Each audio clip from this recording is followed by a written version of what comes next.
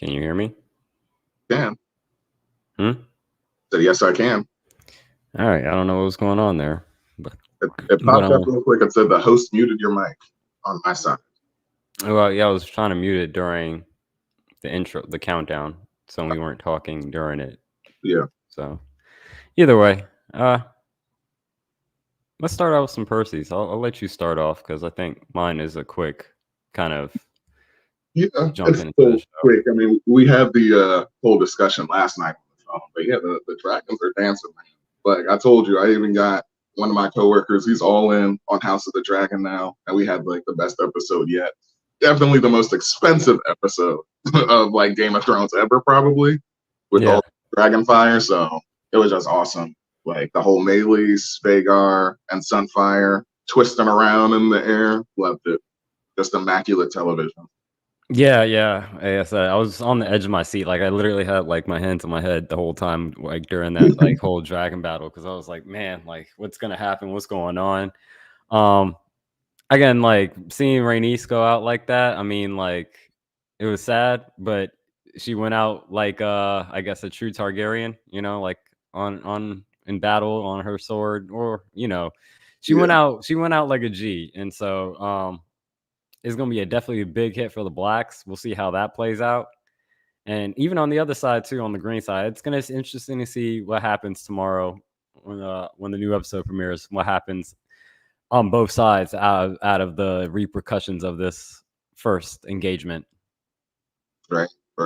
They say, hey, like Aemon might be king. I mean, that's what you were saying. So it's like, hey, they ain't wasting no time. Like he gonna go in and be like, I thought Aegon was dead. So the fact that he's still alive, like I said, I doubt Aegon is gonna be like cordial to Aemon after what he just did to him. So I'm like, something's got to happen between them to figure out like how can they even be in the same room together when the other dudes just try to burn him to death. Yeah, like back in the 80s, just like one of those misery, putting the pillow over his face, like you said, just slowly one tear just coming down Aemon's eye, just like as he's smothering his brother.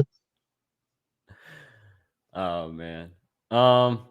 Yeah, watch House of the Dragon, people. Go ahead. That's my Percy. Yeah, okay, I'll get to my Percy, and my Percy's gonna be quick, and it's gonna lead us into, I guess, the start of the show. But we went through a whole episode last week, I guess, in the draft world, because we were practicing all this time before we actually like live right now. But we went through a whole episode talking about NXT, what these branded Tuesday evening events are, and like what is the significance, I guess, as far as like how do we weight them as far as like importance. The whole time I was like, oh, I wish the Michin and Jada Parker street fight was on a PLE. Sure enough, there was a PLE that weekend, and we totally forgot to cover it. There's so many pop-ups, so little time to cover. And so with that, I think we'll start the show, and we'll get straight into... Doors opening. Step back to allow customers to exit.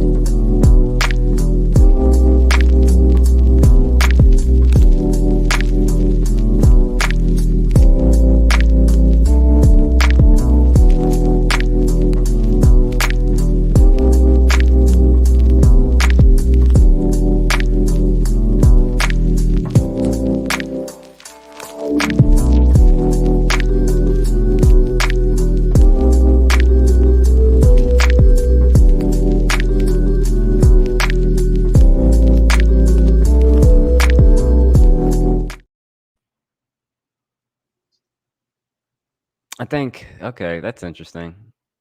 Okay, we'll figure it's the first episode. We'll get into it. But yes, welcome to the Wrestling Rhea podcast, a weekly stroll through the avenue of wrestling. It's not even as I. This is the first episode. Nobody know me. It's me. My name's Samson.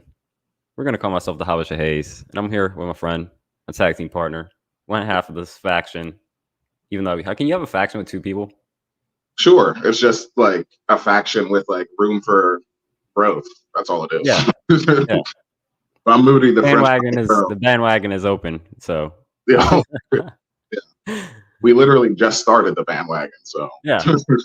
Introduce yourself. Yeah, I am Moody, the French fried fro. off the top rope. This time, let's do a Sky Twister. There you go. All right. Yeah. Different finisher every week for you people. I realized as the thing was playing that the intro was playing that the video automatically mutes us. Mm-hmm. So we would have to unmute ourselves to do the intro live. Yeah. So that's why I'm saying at least that's what we're doing the intro right now in the beginning rather than how we initially had planned it. But that is here nor there. We will start with the show because I feel like we got some stuff to get through and it might take us a bit because it was a pretty eventful week, even though like to some degree, not a lot happened, but a lot happened. Yeah. It's kind of weird how to explain, but let's start off with again. Let's start off with NXT Heatwave because again, we didn't talk about what happened last week with that with the previewing that. So we'll first go through the matches, just to call out what happened. So there was a countdown match of JC Jane, Jasmine, Nyx. Is that how you say NYX? Nyx? Yeah. Next. Yeah. Carmen Petrovic versus Ariana Grace. That ended with Petrovic and Grace winning by pinfall. North American Championship match, Obafemi champion versus Wes Lee. I like that match. I really enjoyed that match. Obafemi won that, retaining his title. I got some thoughts about that. I wanted to bring up as when we get to that. Okay. Women's North American Championship match: Kalani Jordan versus Sol Ruka. Kalani Jordan retains her title as well. That was a great match, probably the best match on the card. NXT Tag Team Championship match: Nathan Frazier and Axiom, the champion, versus Chase U. And Nathan Frazier and Axiom retain their titles against Chase U. And then we also have Roxanne Perez versus Lola Vice. I know we talked about that last week, and you weren't a fan of Lola Vice's promo, but Roxanne Perez retains by pinfall. So a lot of retention so far until we get to the NXT Championship match, the four-way between Trick Williams, the champion, Ethan Page, Shawn Spears, and Javon Evans. And shockingly, is it shockingly? I guess it depends on how invested you are, but Ethan Page, Ego, is the new NXT champion. Yeah, I filed that under surprise. So I remember when we brought it up previously, just the mechanics of a fatal four-way. It's like, all right, how many times does that like actually change hands?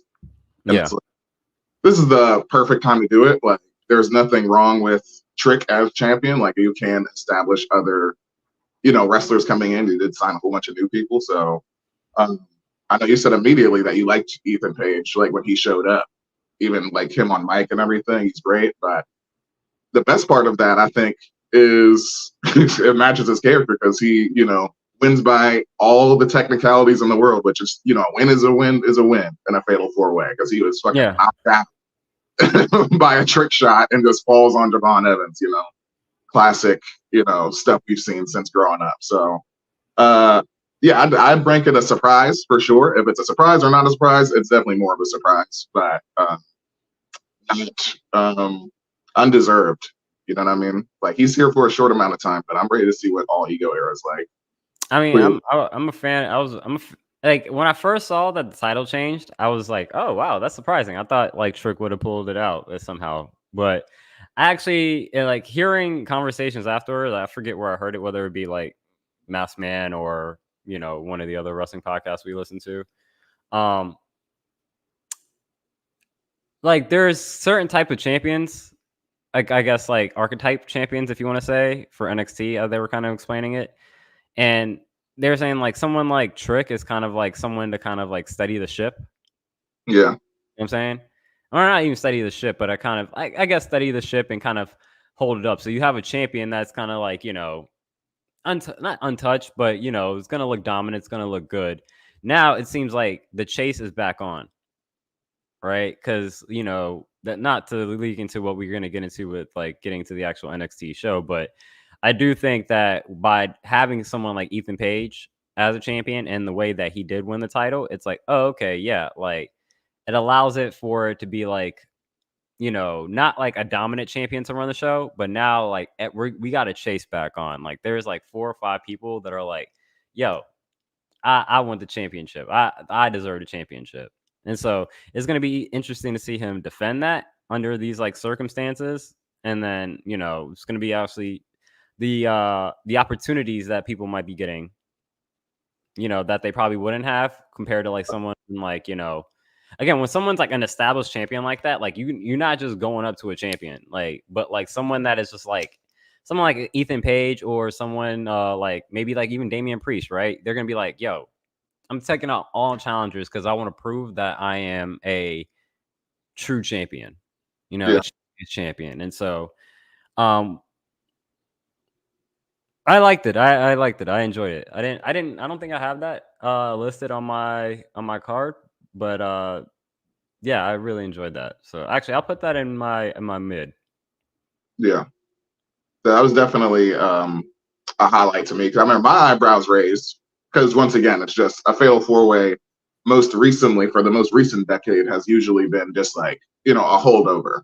Like we are coming out of the era of like, you know, PLEs were just the stipulation name. You know, you had a fatal 4-way PLE, you had a elimination chamber PLE, you know, things like that. You still do have elimination chamber, I believe. You know, that was a misspeak, but I meant like when they were doing Hell in a Cell specifically, like, you know, Extreme Rules specifically. But yeah, the fatal 4-way stipulation. I'm like, okay, proves its worth. Once again, the balance of the match was great. That's about all I had for them specifically. I mean, specifically that match. I mean, what was your next favorite match? You said your favorite match on the card was Kaylani. Yeah, as far as like what I picked up, I mean, I called Silruka and Kalani Jordan primo. Mm-hmm. I thought, you know, just, you know, fans of both of them, but then, you know, that sequence that, you know, went pretty much viral where like, you know, they're kind of pretty much copying like Ricochet, Yeah, Will Ospreay when they were like in New Japan, and it's like, yo, like both of them, like they're not wrestling fans, you know what I'm saying? Like they don't have that background, you know, they just hopped in the performance center after doing whatever they were doing prior into like college or whatever they were, you know. I think Kalani was like a gymnastics or something like that, and I think yeah, Sol was a tumbler with that, whatever that means as well. I'm not sure if that's gymnastics as well, but to start from that to be at the point now is just like, wow, like something about that performance center and like how like you could say all you want about like, hey, WWE's wrestling is a little like, you know, formulaic, or, you know, it's like there's a certain type to it. But if they're able to train the people that, I mean, look what they did Bad Bunny. You know what I'm saying? Like, and that dude's just like a celebrity and yeah, a fan, right? I'm saying like these people are athletes, like, you know, D1 athletes.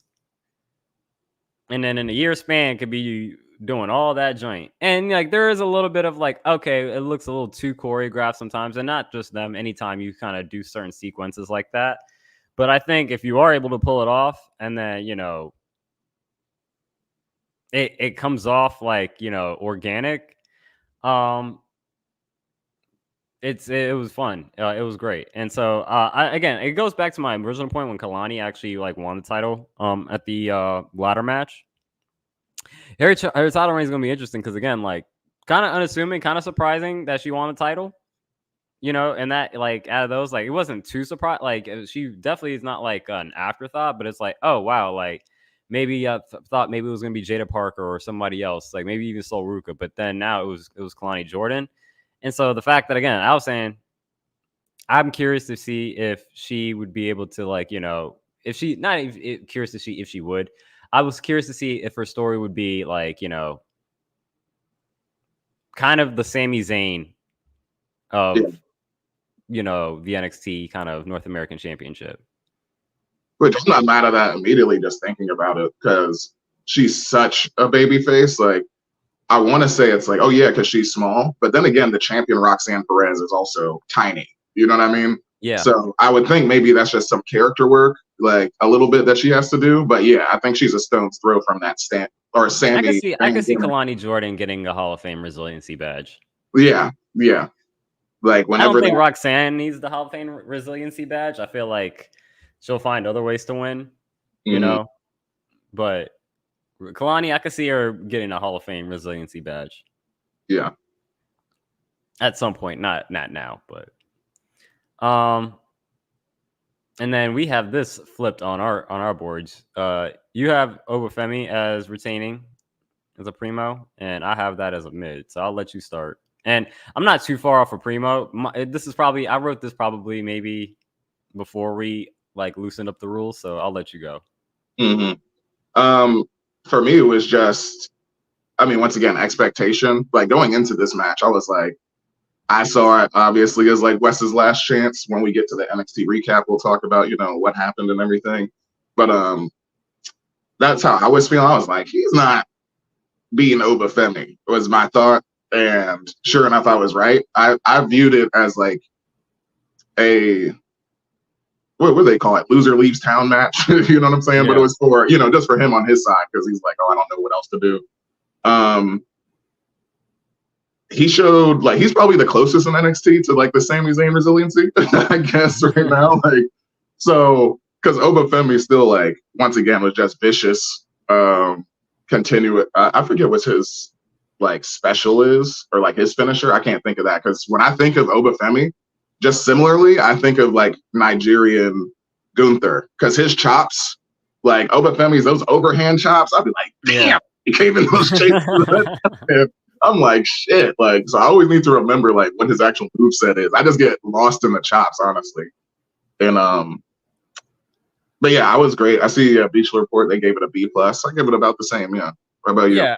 I loved it. I mean, the thing, I think I put it in mids, and I think for people that do eventually like listen to this, it's like mids doesn't mean how kids use it today. You're using this as like, we like it.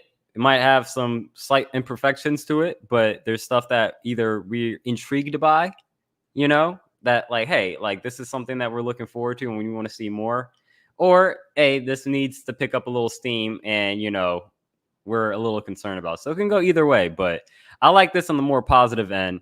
Just because I think I put this in mids rather than primo is because it is expected. Yeah. You know, for him to win. So like it's not anything too surprising. But I mean that the clip of, you know, him basically like throwing Wesley up in the air and then him basically doing like an airborne F5 and just like letting him fall to the ground. Like, did you see that clip? Yeah, it's just like, man, let's go. Like, this is awesome. This is so awesome. And my point earlier that I wanted to bring up with Obafemi, because I told you I made this point last week. I was like, I think he's going to break, you know, Gunther's. I might hold back on that because that seems like 666 days is what, like, that's 2 years, right? At least 2 years. Close to it. Yeah, you're like 2 months away from 2 years. Yeah, okay. So, Obafemi is just great. So Wesley he can't challenge for the title anymore. As Wesley, as Obafemi, that was one of the stipulations, I believe. Yeah, I believe so. And so I looked up the North American title, like reign and like the length, and Wesley obviously is number one. It's like 269 days or something like that, right?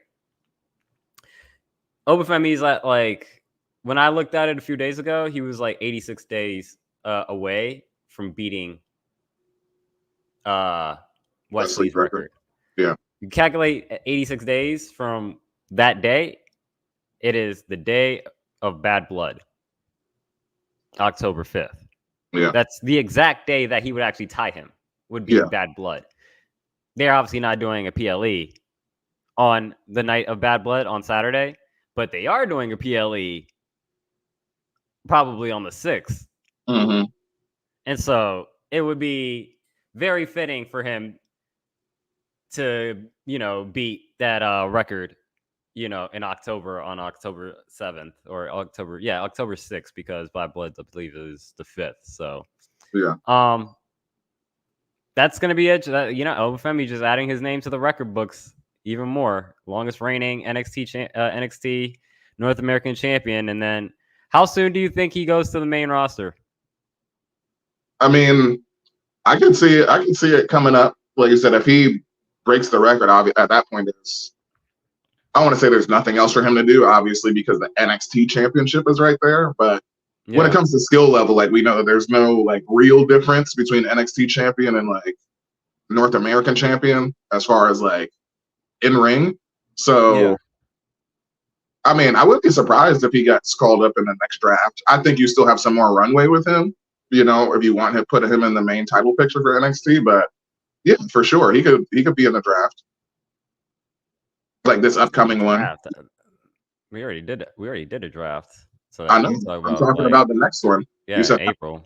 Yeah, so next April, like just let his season end. This is his season of NXT to be dominant. Let him fucking run the whole time with the championship, and then you can draft him. It's not like we haven't seen the North American Championship on like the main roster. Remember, Dominic had that title when he's part of Judgment Day on Raw and stuff, making himself look more established as a champion. Yeah. I guess I could see him holding the belt and being in the Royal Rumble as NXT North American champion. Mm-hmm. Yeah, April. That seems a little long, but I guess. I mean, I guess like if it depends, like how long do you want? Like if you really want to set that record, you can set it. Yeah. Because like I said, he's breaking it October 6th. Yeah. And so from October 7th and on, it's just you just stacking days on that North American title. So like, how long are you going to make it? Is it going to get? If you go all the way to April, that would probably be what, like... That's another 7 months, another 200 days. So add 200 days on top of that. Can he get that? Can he get the North American title to the length of Gunther's title reign? Would that be like the equivalent?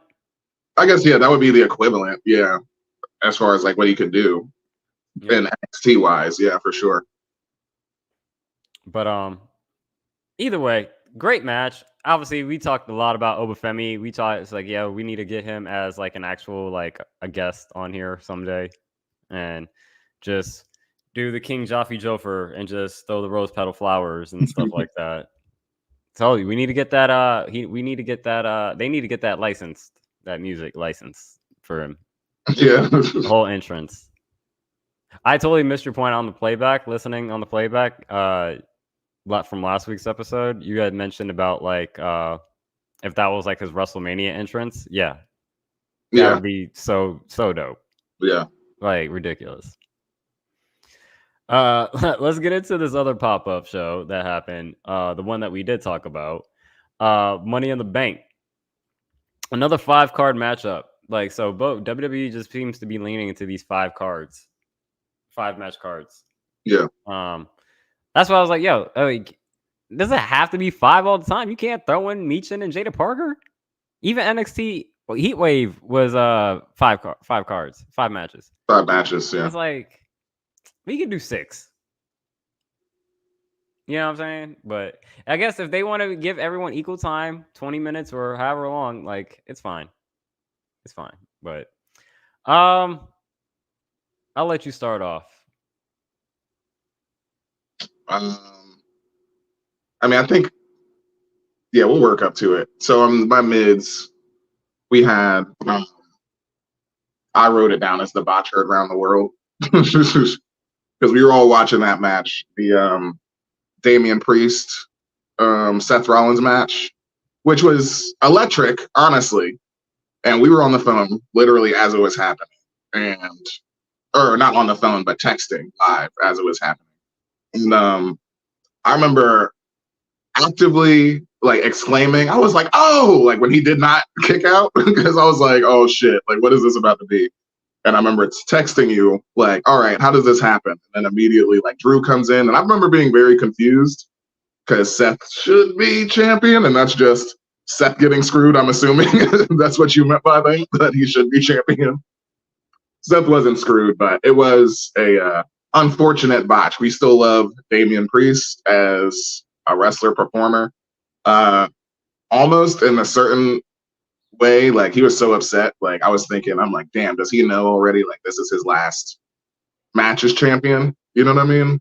Like he knows that like he's dropping at SummerSlam or something. But I don't know. It was upsetting. Like while we were watching.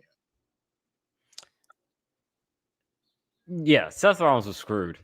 I don't give a fuck what anybody says. That's how you choose to see it. Okay. Yeah, he was screwed. No, from a television, I'm taking it from a television perspective. Like he was screwed. I was so confused. I was like, what just happened? Like, did I miss something? Like, or did Damian Priest not pull up the kick out? But, and again, like it like jumping out and just being serious for a moment. Like it's funny because, and if this was a regular match, no title on the line, right? Mm-hmm. Like he's counting to 3. Yeah, absolutely. He's counting to 3. Like even if it's not supposed to end that way, if he doesn't kick out, he's counting to 3. And so the fact that like I understand in this situation, like why? Because it's like, I mean, you should count to 3, but like that's not what's supposed to happen. You're like, this is not supposed to be a title change right now. Like someone is supposed to come through right now. So what is me putting my hand down and counting to 3 going to do? It's just gonna throw even more of a mess. Like this is not something that we just end the match and then fix it on Raw. You know what I'm saying? Like there's still other shit. There's still other stuff to get through. So joking aside, like it's unfortunate. Again, I love Damian Priest still. Like I don't know if he was concussed or not concussed, but like I don't know what happened. He must have been days or something like that. But like it was unfortunate. But I will say it goes to my prediction a little bit to what we went in my prediction last week that Seth was going to lose clean. I didn't say it was clean going to be like this. I didn't think because we both got the Money in the Bank predictions wrong, and Drew did actually win and did cash in. But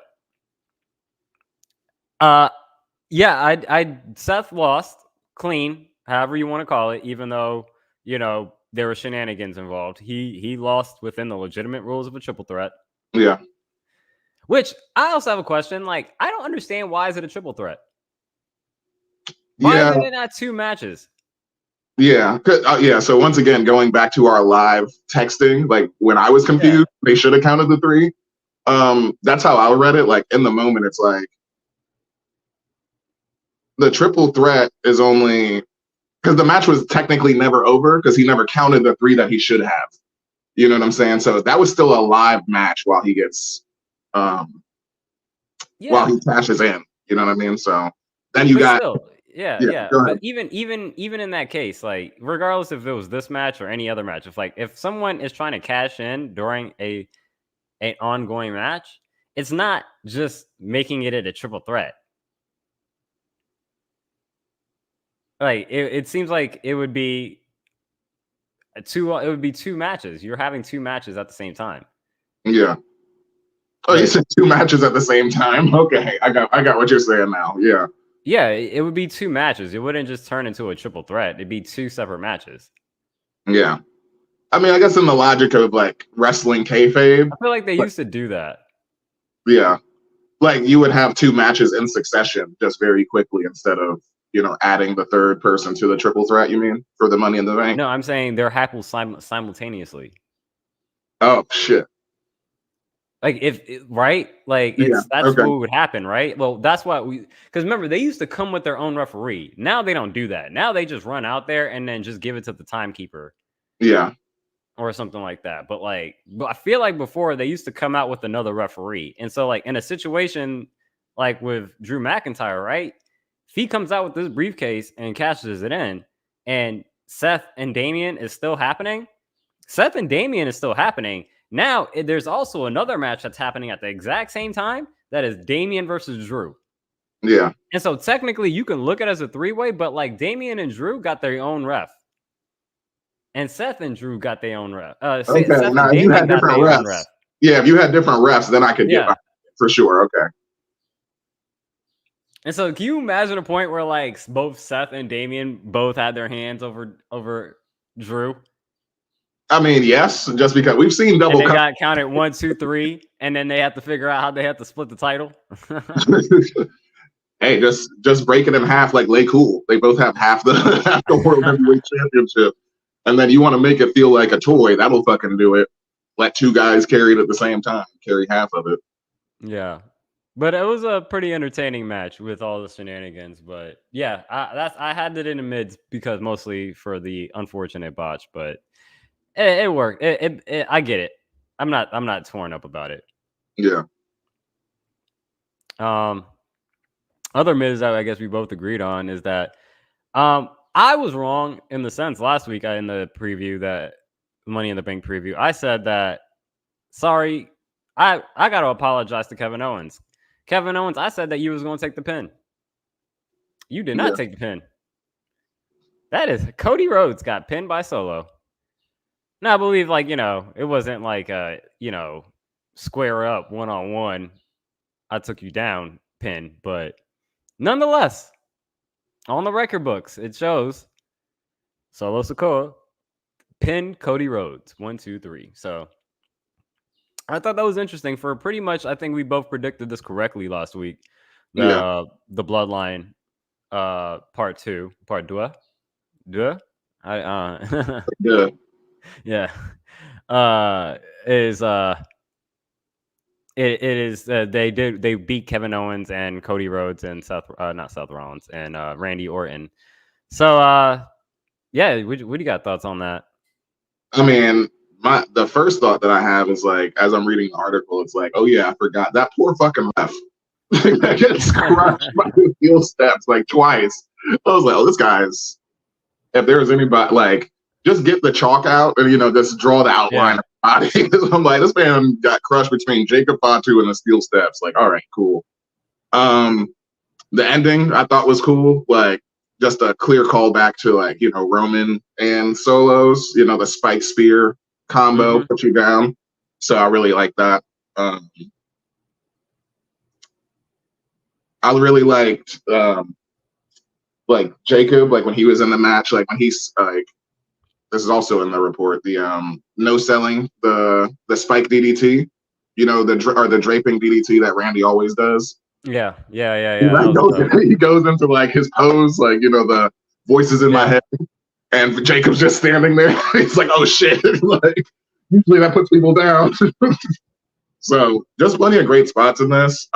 It was expected, clearly, like, so, we talked about this. We got Solo and Cody at SummerSlam, which we'll talk about later. But yeah, it's just right on time, right what we're expecting as fans. So yeah. I mean, I do like that they had Solo pin Cody. Like, Cody gotta take pins sometimes, and, like, if there are situations, I get it. He's a top dog, but, like, hey, that's the same. I mean, even Roman wasn't taking situations in, like, multi-pin matches like this. You know what I'm saying? So, like, I do think if there are ways to show some adversity to Cody, like, allow it. Like, not saying that, like, he hasn't had any. Like, we've passed that conversation. It's just more so, it's like, I think sometimes it just adds more character development. Like, again, it makes you have to take this bloodline a little bit more seriously, knowing that Solo pinned Cody. He said he was going to beat him, and he did it. Yeah. He backed up his word. And he didn't beat Kevin Owens. He didn't pin Randy Orton. He beat Cody Rhodes. That's something for story, so. No, absolutely. It admittedly, like, legitimizes him. You know what I mean? Like, even though we knew, like, Roman wasn't losing his championship against Jay, that still had a significance of, like, when Jay did pin him in the tag match. You know what I mean? Like, that was that pop for that was huge, earning him the title shot. You know what I'm saying? But, like, I don't think either one of us thought Roman was losing to Jay afterwards. But that's good storytelling in the sense of, like, yeah, you don't want to beat your champion, but there's a place and time and a reason to do it. You know what I'm saying? And I think this is a great time to do it for Cody. Yeah. I was thinking back when your boy Jericho beat Triple H on Monday Night Raw for the WWE Championship, but he had to give it up like 5 seconds later, like 5 minutes later, because Earl Hebner he was having some, like, beef with Triple H, and he fast counted it. Yeah. And so they, like, brought him back out. They brought Earl back out. They was like, Earl, I'm about to break your arm if you don't, like, tell that it was it was a fast count, and Triple H, and I better get my title back. So, but it helped out Jericho because in that little moment when he won, everybody popped. Yeah. And when he had to give it back, people were tight, and there was like, yo, that's when like WWE internally there was like, okay, like we could put the belt on Jericho. Yeah. So, let's get into our both agreed upon top shelf, and that is the women's Money in the Bank ladder match. Now, you had the correct prediction on this in Tiffany Stratton, and I was incorrect. But my pick was Chelsea Green, and they were at the top of the ladder at the briefcase. My girl Chelsea had to take the bump. I feel like I called it for a different match. I feel like, but I definitely said that like somebody was going to set up like 2 tables outside of the ring and then like take a fall. I feel like I said it for maybe the men's match, but yeah, Chelsea Green took it, and it was a good fall too. It was a really good looking fall. Great match though overall. Like the fucking Michinoku driver into the ladders. Like how is Zoe Stark birthday sis? Like oh, that was a tombstone, bro. That was a tombstone on a ladder. still walking around like that is wild. Yeah, everyone. Naomi with the splits and like the what is it, like the DDT thing? I forget what she did exactly, but it was ridiculous. Like, yeah, awesome match all around. All in all, like no complaints from here. Yeah, definitely. Yeah, spot of the Other match. than Chelsea Green should have won. That's all. He shouldn't have, because we know Tiffany was just like I said. I called that last year. I was like, Tiffany's next women's Money in the Bank. So I'm glad I did stick to my guns, because I almost did. I was like, nah, Chelsea is like, for her to be back home in the crib in Canada, Yeah. Obviously, I was there for it, but I'm like, nah. But also, did you see the interview that she did with it was before Money in the Bank, like when they were in Toronto, they went to the CN Tower. No, I didn't. Okay, because I remember like the weeks leading up to Women's Money in the Bank, they were talking about how Chelsea has a fear of heights. And I'm like, is that kayfabe, or y'all just like, I think they just shoehorned it in, for her character at the end. And sure enough, she did an interview with, I forget what her name is. Not Kayla, obviously, because she's not there anymore. But it was just like a local thing. But they went all the way to the top, and I guess you can strap in. Just they're outside on top of this tower. And I was like, all right, well, that fear of heights is not real, clearly. But I was just like, holy shit, man. But yeah, she mentioned it on the Masked Man episode that she was on this week, where like she didn't even know that was a part of her her television storyline until like I think like she said like her dad texted her. He was like, I didn't know you were afraid of heights. Yeah, okay. But the tombstone on the ladder, crazy. Like I said, I don't know how Zoe Stark is still alive. I'm just trying to think of anything else. Great spots. That was the match of the night for me. Yeah, same. Like it's Tiffy time. That's all I got to say. I get it. Like I said, like I just a lot of it was personal. I definitely had a real valid reason why I thought Chelsea Green. I wasn't the only one. Kaz as well thought wanted Chelsea Green to win, but I get it. I get why Tiffany would win the briefcase. It's gonna be interesting. Either one would have been interesting, but I get it for Tiffany. I get it. Yeah. Not mad at all. Not mad at all. Let's get into our shake, and it's funny to call this shake. I'll start with mine. John Cena announces plans to retire in 2025, which I thought that was pretty surprising. It's not surprising because he's going to retire, but I thought it was interesting. I didn't think like he was going to come out in the middle of PLE. That's something you would do like on a Raw or a SmackDown, like in a PLE.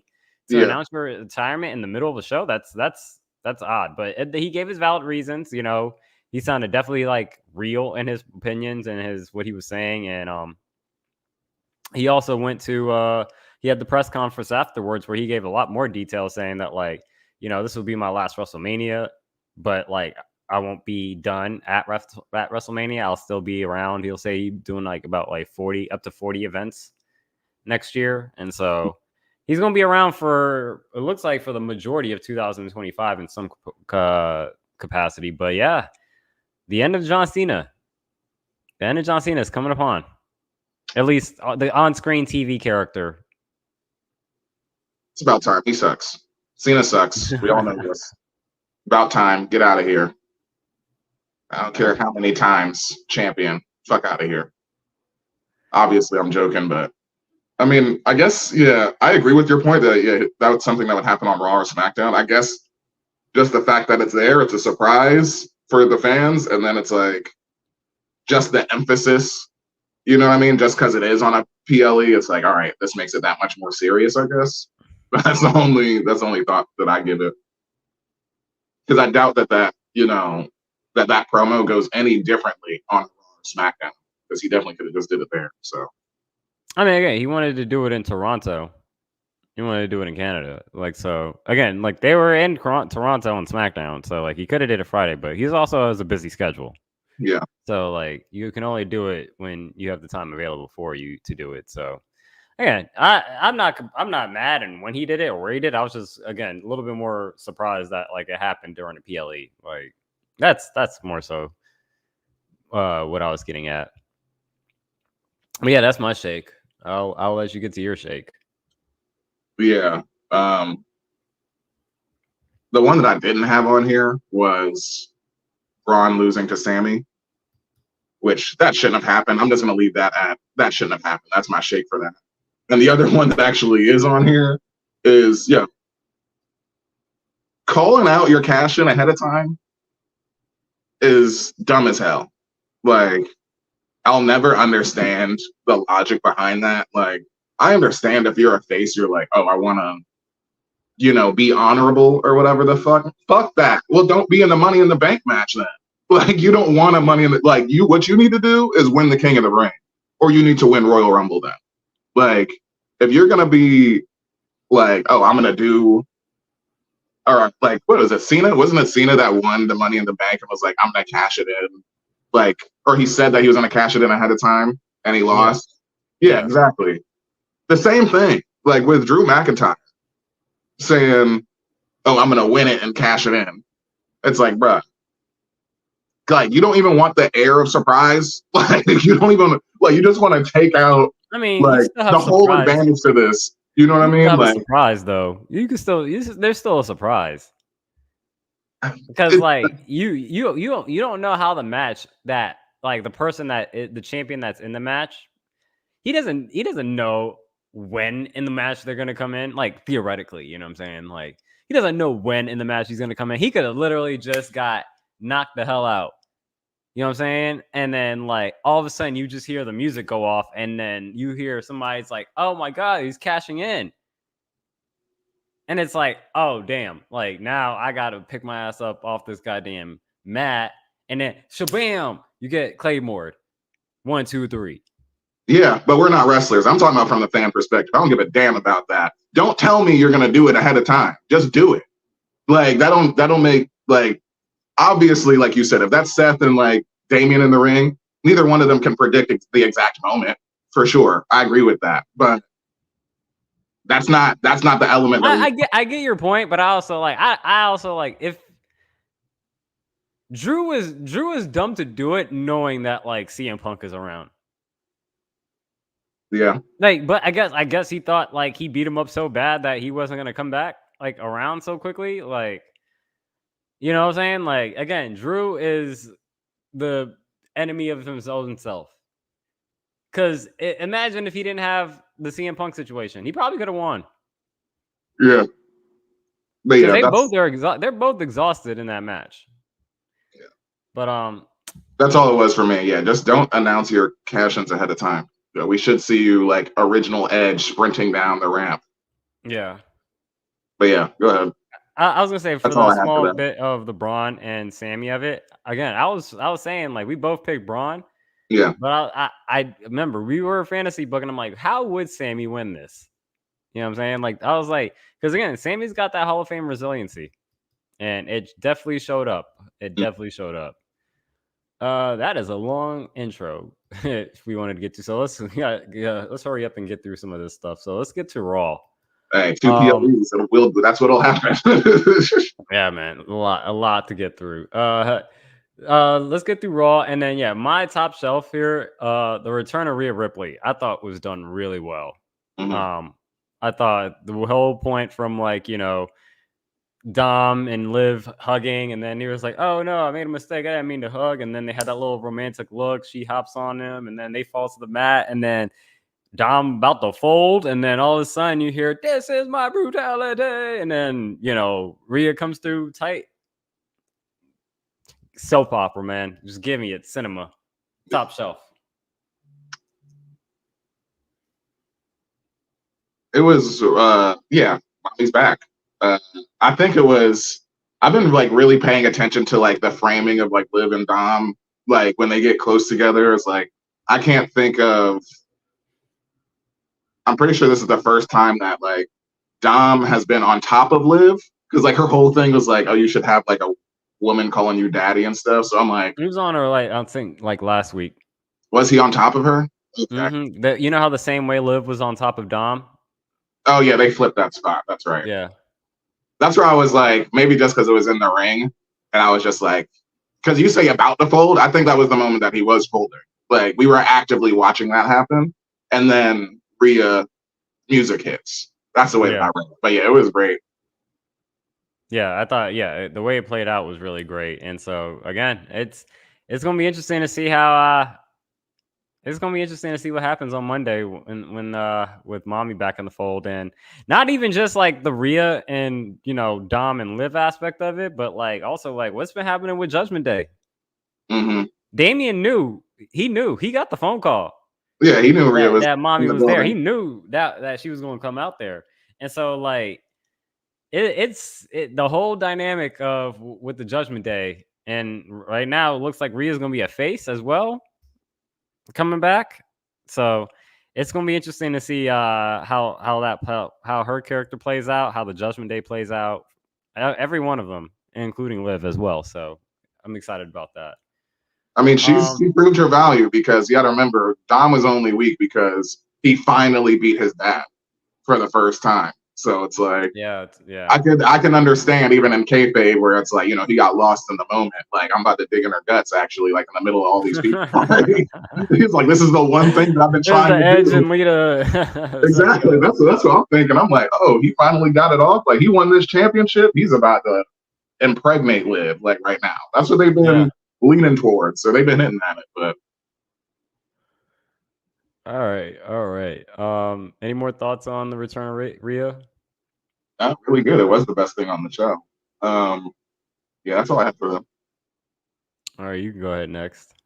Yeah, for me, the Seth and CM Punk promo, I put that in primo. I also put Rhea's return in primo, which I thought that was really cool. I mean, CM Punk once again, just proving in a certain cadence, how he's able to just keep everybody on the edge of their seat with his words. You know what I'm saying? Because at no point did I feel like they were coming to blows. You know what I mean? But they're such good talkers, both of them, that you can still feel the tension, rise and everything like that.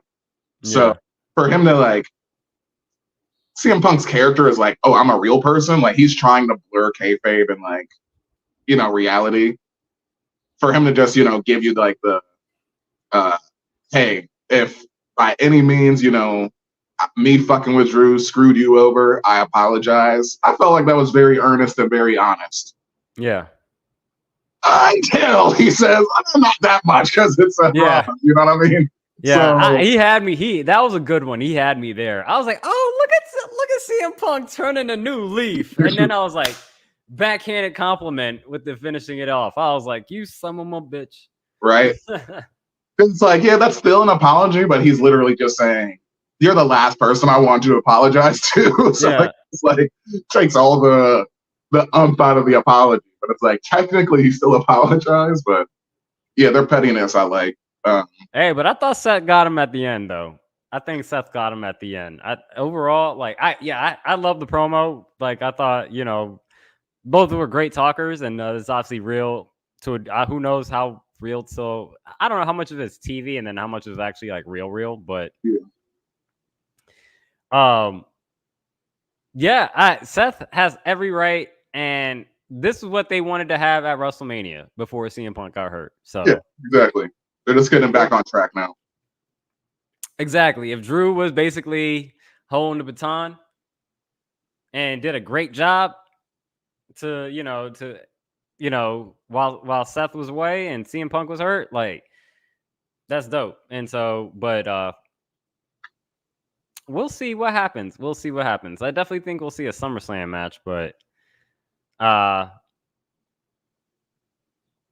curious to see how long it goes. Because again, I want to see Seth on SmackDown. Mm-hmm. I just want to find a way for him to see him come on SmackDown, bro. That's all. Let's also you have some more stuff to get through. I'll let you go. In mids, I had the Sammy and Braun angle, like the continuation of said Braun losing to Sammy, which shouldn't have happened. I mean, like once again, we still agree that Braun should have won, but that's just us booking shit. So number one, I'll put in the fact that Braun's music is awful. And they also I think that's on Wednesday Worldwide. They're like, yeah, he's got generic wrestler 4 from Raw and N64. Like they're still figuring that out. Can't stand that. But for him to come out and that they're not done, because I think Braun is just gonna win that off of him at SummerSlam, like we were talking about. I guess it goes with his character. I liked it, but I just say something, which is why it's in mids. Like he was just coming out there and just stood in front of Sammy and was being stoic until he pretends to leave and just turns around and spears him on that yet. So I just would have preferred more. I mean, I guess you don't need dialogue in that situation. I don't know. It was missing something for me though. He needs to be like his uncle, man. I'm a genetic freak. You know what I'm saying? He just needs to be fucking ridiculous and just some type of personality other than I don't know. You know who would be an interesting version? You've seen the Replacements, right? Yeah. You remember John Favreau in that? I believe he was the linebacker, or maybe he was fullback. Okay, yeah. Yeah. He had the whole the linebacker kind of Mike Allstott look. Oh yeah. Because I believe Braun Breaker played fullback, and so I'm just saying if you kind of think of who that guy is, I'm maybe that's what your personality is. I don't know. Yeah.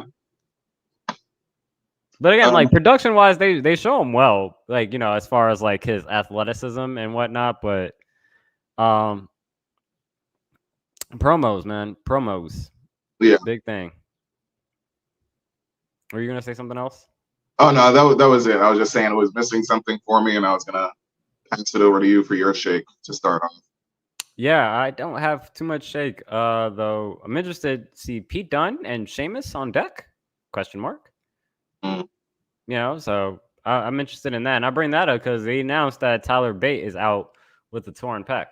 Mm. So the New Catch Republic is going to be taking a break for a little bit. And so interesting to see how that affects Pete Dunne, because one of those guys, it's you love. When he got called up to the main roster, didn't really get used a lot. They changed his name to Butch. He got some shine when he got put next to Sheamus and not Moss. Yeah, Mad Cat Moss. Yeah. No, not Mad Cat Moss. Oh, Ridge Holland. There you go. Yeah. Ridge Holland. Yeah. And then when they were the Brawling Brutes. The Brawling Brutes, and so there was some shine with that. I think Pete Dunne could still hold championship gold, but I guess is he in the Shinsuke Nakamura? That's a good comp. I mean, yeah, I could believe that, because I mean, do you see Shinsuke holding it at any point in time in the future, or holding gold? Well, Shinsuke is at the end of the line at this point. Yeah. Is he basically replacing Shinsuke. Mm. There's some as far as role. Yeah, there's some overlap there. I agree with that statement. There's some overlap there.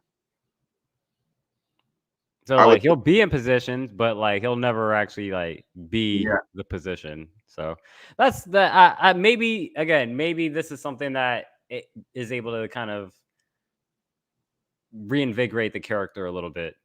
Mm-hmm. You know, now that like, you know, unfortunately Tyler Bates out, but you know, at least he's working with someone like Sheamus and they can actually have like, you know, some type of familiarity and then, you know, quality that, you know, Sheamus will put over Pete Dunne. That'll be a good matchup. Yeah, so that's my shake. Yeah, the last thing I had to say about Raw was just the continuation of like, you know, the Wyatt Six and seeing that character development and everything. But it wasn't as much as the video that got me is like when you see, I forget who was like annoying. Somebody was annoying Adam Pearce backstage, like wanting his attention. And he was like, hey, I'm busy, you know, yada, yada. I got to go in my office. And he goes in his office. And Bo Dallas is sitting there. And once again, we're endlessly going to talk about the production of these shows. But like just the shot of like, you know, over Adam's shoulder, like through the door frame and like seeing Bo Dallas just sitting there, almost like immediately I thought like a therapist or a person going to see a therapist, like waiting for the session, just like sitting in that chair, like twisted his head around, you know, like, oh, I've been waiting for you. So just the thought of like, all right, this Wyatt Six is actually here in the locker room about to start affecting things. I was like, oh yeah, that was spine tingling just seeing Bo sit there. Cause I'm like, all right, some weird shit's gonna start happening. Like, I just hope it's executed well. You know what I mean? Yeah. Make it spooky, supernatural, but not too much. That's a razor's edge, as we know with wrestling. So. Yeah, for me, I'm with the Wyatt Six at this point. I just ready to see them in the ring. Yeah. Not no squash match or like, I mean, not saying you need to give me like a full, like, you know, PLE level match, but like something that at least kind of like gives us a good idea of like how your character is going to work within the ring. Cause that's the biggest question mark remaining. Mm-hmm. Like, you know, we get the production is great. You know, we kind of understand some of the motives that are happening for the character, at least Bo's character. But we got to see how it plays out in the ring. Like, is this the same situation where the character is kind of basically impervious to pain? Mm-hmm. And like, you know, they're no selling everything. Like, what is it? Are you fighting as Bo Dallas? Is Uncle Howdy? Are you fighting as Uncle Howdy? Is this something like, you know, like we talked about last week? Is there Finn Balor and then the Demon? You know what I'm saying? Like, it only comes out on certain occasions. Like, what about the rest of the characters? Like, how does that work out? So there's a lot of question marks that I think still, I don't know if they have the answers to. And maybe that's why maybe they're stalling. Yeah. But that's kind of where I'm at with the Wyatt Six at this point. Mm-hmm. That's it for Raw. All right. Let's move on to Tuesday. And before we head over to the bodega of NXT, there was some news that came through on Tuesday. Are you familiar with Joe Tessitore, Moody? I am not. Yeah, he's on ESPN. He does play-by-play calling for like college football and other different sports for ESPN and whatnot. He's pretty good. Like, he signs, or not signs, but he's joining WWE to do commentary. I believe he will be joining SmackDown, taking over as the main lead guy. And I think he's joining both Wade Barrett and Corey Graves. And so I think SmackDown is turning into a 3-person booth. Yeah. I think he starts in September. I gotta look at the press release, but yeah, new commentary switch. But how do you feel about the news of someone from non-wrestling industry coming in and doing commentary? This is something that we have seen before. Yeah, I would say. I mean, I'm fine with it. I I'm not somebody that's going to gatekeep anything. You know what I'm saying? So if it's somebody that can get the job done, that's fine. I think it's very similar to like I think about what's his name on who used to be on NXT, Mauro Ranallo. What was his name? Mauro? Yeah, okay. Yeah. Like, remember not hearing him because he was like an Indies guy, and then the second I turned on NXT, for me, he became the voice of NXT. So it's like very easily that could happen. You know what I'm saying? So I'm open. Yeah. And what I think is obvious, like I mean, we know his history, so it's like one of those things where once again you're trying to like legitimize like the entire business in like small ways to like a wider fan base. You know what I mean? So it's like, yeah, it's not, it's still scripted. It's not fake. It is scripted, but there is like an athleticism and like things that need to be pointed out. Like that is mind blowing, and it's just an extra way to get that over. You know what I'm saying? Using a different voice. Yeah. I mean, I think the biggest thing for anybody coming outside is just making sure that you're still able to educate the audience. Yeah. And so, like, I remember when I believe Adnan Virk, he came in to work on like Raw for a little bit, and then he was there, I believe, for like a month, and then they like let him go. Yeah. And a lot of it's like, it's like one thing to like call wrestling, like we're wrestling fans, but I don't know if we can call a wrestling match because like you got to be so quick with it, right? And I remember when I was a kid, like just watching wrestling as a kid and like not really knowing any of the moves or anything like that, but like you listen and JR is saying like, oh, he just did a clothesline, blah blah blah, and like JR is teaching you a lot of the names of these moves. King is not really, you know what I'm saying? He's just color.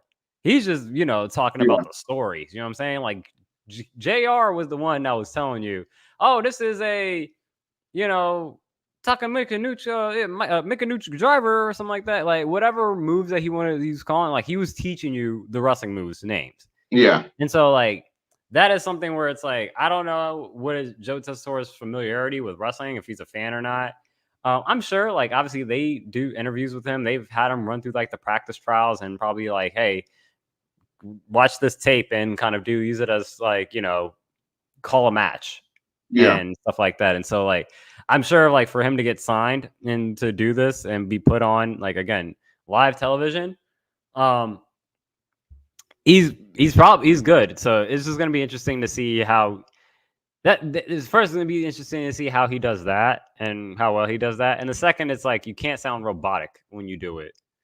Again, going back to like, not saying he needs to be JR, but like there's something to even like something like Pat, where it's like Pat, again, he's doing color, but like you are in the moment rather than feeling like you're just like stuck looking at the monitor. Yeah. You know what I'm saying? Like there's something about actually having that genuine, like, I can't believe what I'm watching right now.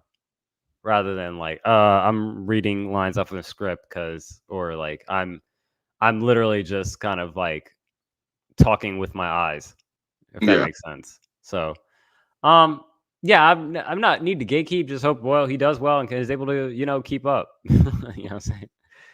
Because the fans will let you know. Sometimes very rudely, but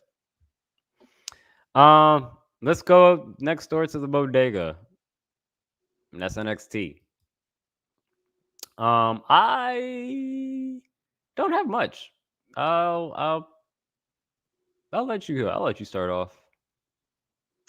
Well, the best thing on the entire show, I put the full Joe Hendry experience, just because immediately, that's been, how many times have we seen Joe Hendry on NXT? Twice? It's about the third time. This is the third time?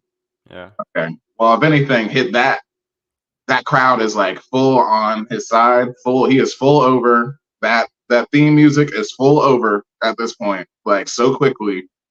And just the segment earlier on, like, former champion Trick knowing he's going to need a partner and him appearing behind him is like the biggest telegraph ever. But yeah, we got to see him in ring finally, not just, the, what was it? The battle royal for the #1 contender spot.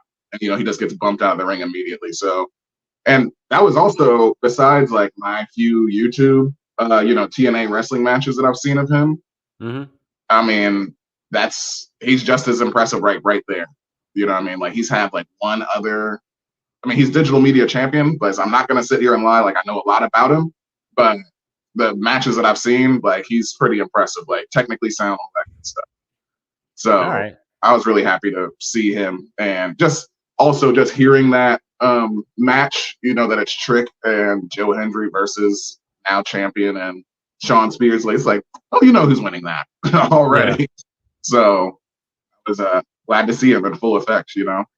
Yeah, I mean, it's interesting. Like, I don't know much about him other than like what we've heard over the last like month or so. But like, yeah, like people are mad over with the "I believe in Joe Hendry," however the song goes. I'm like, is his gimmick like basically Bo Dallas? Like, I believe. Oh no. So the research that I have done, right? His gimmick is that he's a musical, like he's a musician wrestler. Like when he gets in a beef with you, like he will make it is a diss track, but his version, it'll be folky like that. It won't be rapping like Max Caster, but right now he's like in a rivalry with like AJ Francis, Top Dollar. Yeah.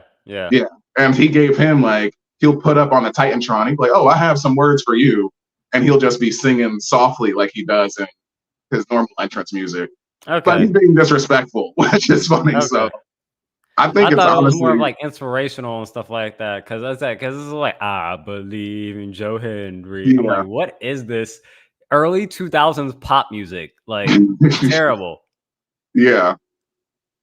But yeah, he also records all of his own, just like was Elias. Remember Elias had an album.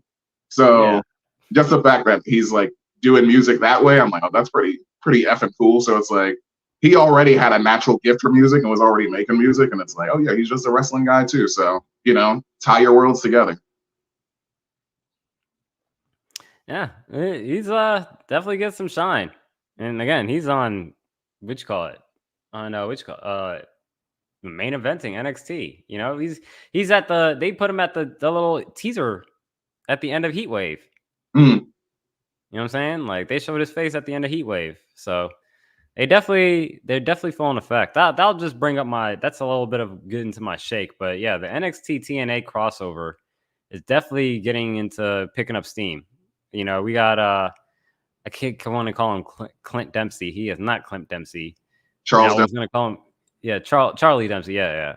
I was going to call him Chet. I was going to call him Chet Dempsey.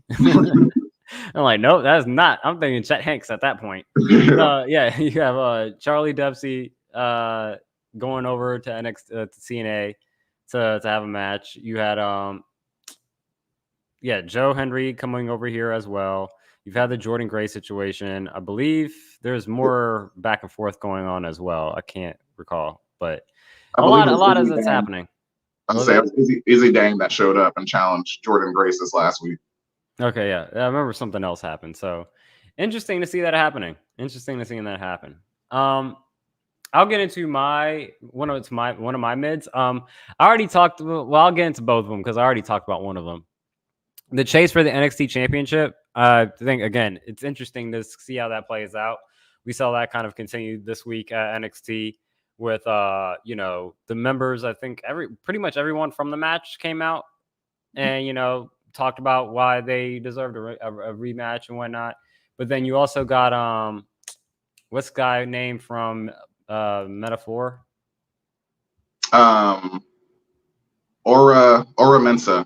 Yeah. He came out and he looked like someone throwing a new contender throwing his name into the bucket, and he looking like he might be a problem in some form or fashion. So that's where, again, kind of going back to the point earlier I was making before with like having Ethan Page win the title and not having someone as like clear cut as a champion. It allows for people like Ora Mensa, Javon Evans, possibly. Who knows? Yeah. Who could win who could be a champion? You know what I'm saying? Like, this is not something where like we're no longer in a position where like we feel like the champion is going to be easily. You could just check it off like, yeah, the champion is going to retain. It's like, hey, who knows? Who knows? So that's my mid for NXT. That's pretty much my thoughts for NXT so far for this week. Yeah. It's funny. I put it in shake, but I would think like the show stealing moment for me was MSK coming back, um, also known as the Rascals in TNA, and that was a 3-man group with which Wesley was a part of. So It has more crossover right there. exactly, yeah. So in NXT they were MSK, but over there they're the Rascals, and Wesley was the only one that stayed, obviously. In the middle of like giving his promo and everything, I don't know what I'm gonna do. I've hit a brick wall. I don't know, guys. I guess I'm just gonna give up. They're like, hold on. Hey, we know you. Come on. Light a fire in that ass. Come on. And that's basically like the whole promo. It's like, hey, you're not giving up. Come on. Give me a hug. Exactly. That's all it is. So it was cool just to see them back because I really liked MSK, and MSK never won the NXT tag team titles, not that I can remember. Or if they did, it was a blip on the Hey, mate, you could always rewrite history. And yeah, now's exactly. the time to do it. To do it. They were one of the few bright spots during that NXT 2.0 Rainbow era, like right after they killed like the black and gold and like they were throwing 2.0.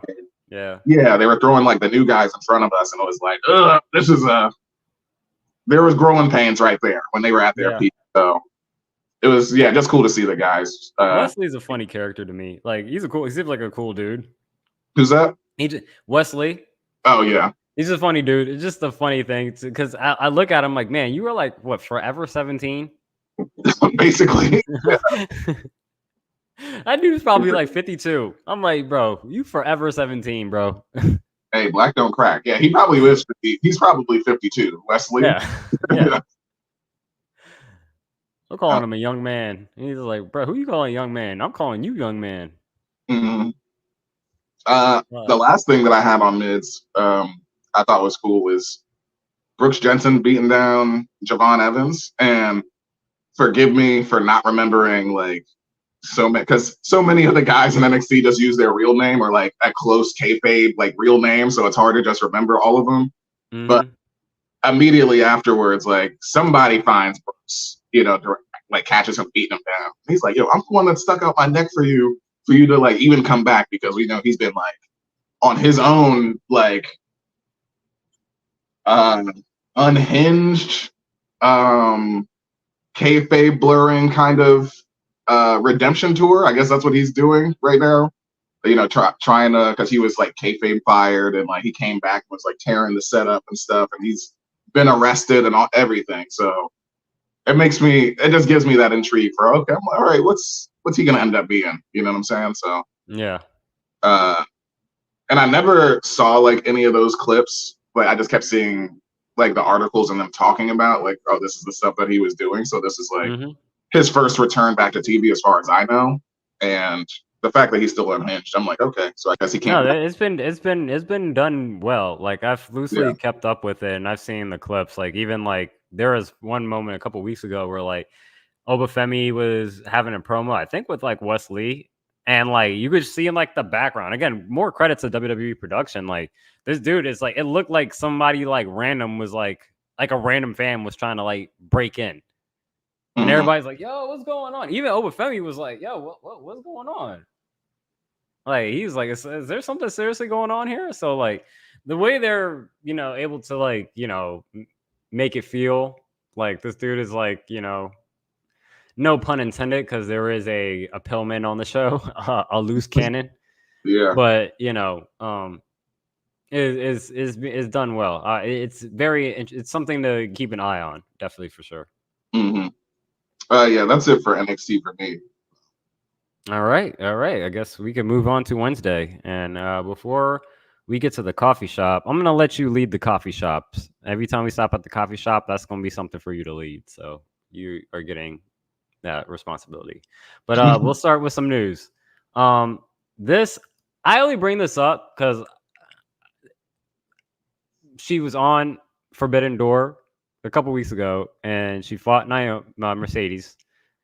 She came in as the New Japan, not strong title.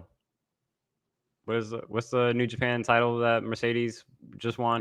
Yeah, that's the New Japan Strong. Yeah. Oh, it's a strong title. Okay, yeah. It's a she lost her strong title to Mercedes at Forbidden Door, and then within like a week or two, there's news that come out that she signed. Stephanie Vacker is headed to WWE. So there's share my tab real quick.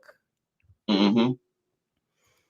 So get this message from Wrestling Ops saying that like, yep, Stephanie Vacker is headed to WWE via record_Mexico, and then a few moments later you get this long message. We can click on it and get it translated. It's basically her saying her goodbyes to CMML and New Japan, and be able to say, she's like, I can't say anything where I'm going yet, but just know that like I'm thankful for all the opportunities these places have given me and things of that nature. Yeah. And then it was officially confirmed by Shawn Michaels himself. Welcome to the WWE family, Stephanie Vacker. See you in Mexico, in Orlando. And she gave a heart. She will be in Mexico this weekend. WWE announced for the house shows that they're doing this weekend. So already signed and already on doing work. Yeah, warming that engine up. Yeah. I just thought it was interesting that I was like, wait, I'm not too familiar with her, but I was like, we're definitely just on Forbidden Door like 2 weeks ago. But it makes sense because it's like Mercedes got a little bit of flack for saying that like she has, I think after the match in the press conference, she mentioned that like she has creative control. Mm-hmm.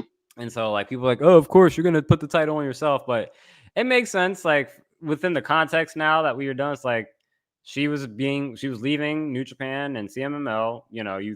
She had to drop the title. She dropped it back to the person that was originally supposed to have it before she got hurt.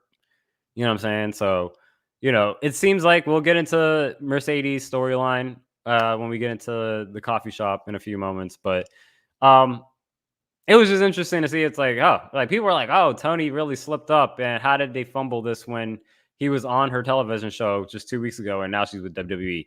I do think that's interesting. But like, if she wants to be at WWE, it's like, you want to be at WWE. You know what I'm saying? Like, she tried out back in like 2018 and she was like, I wasn't ready.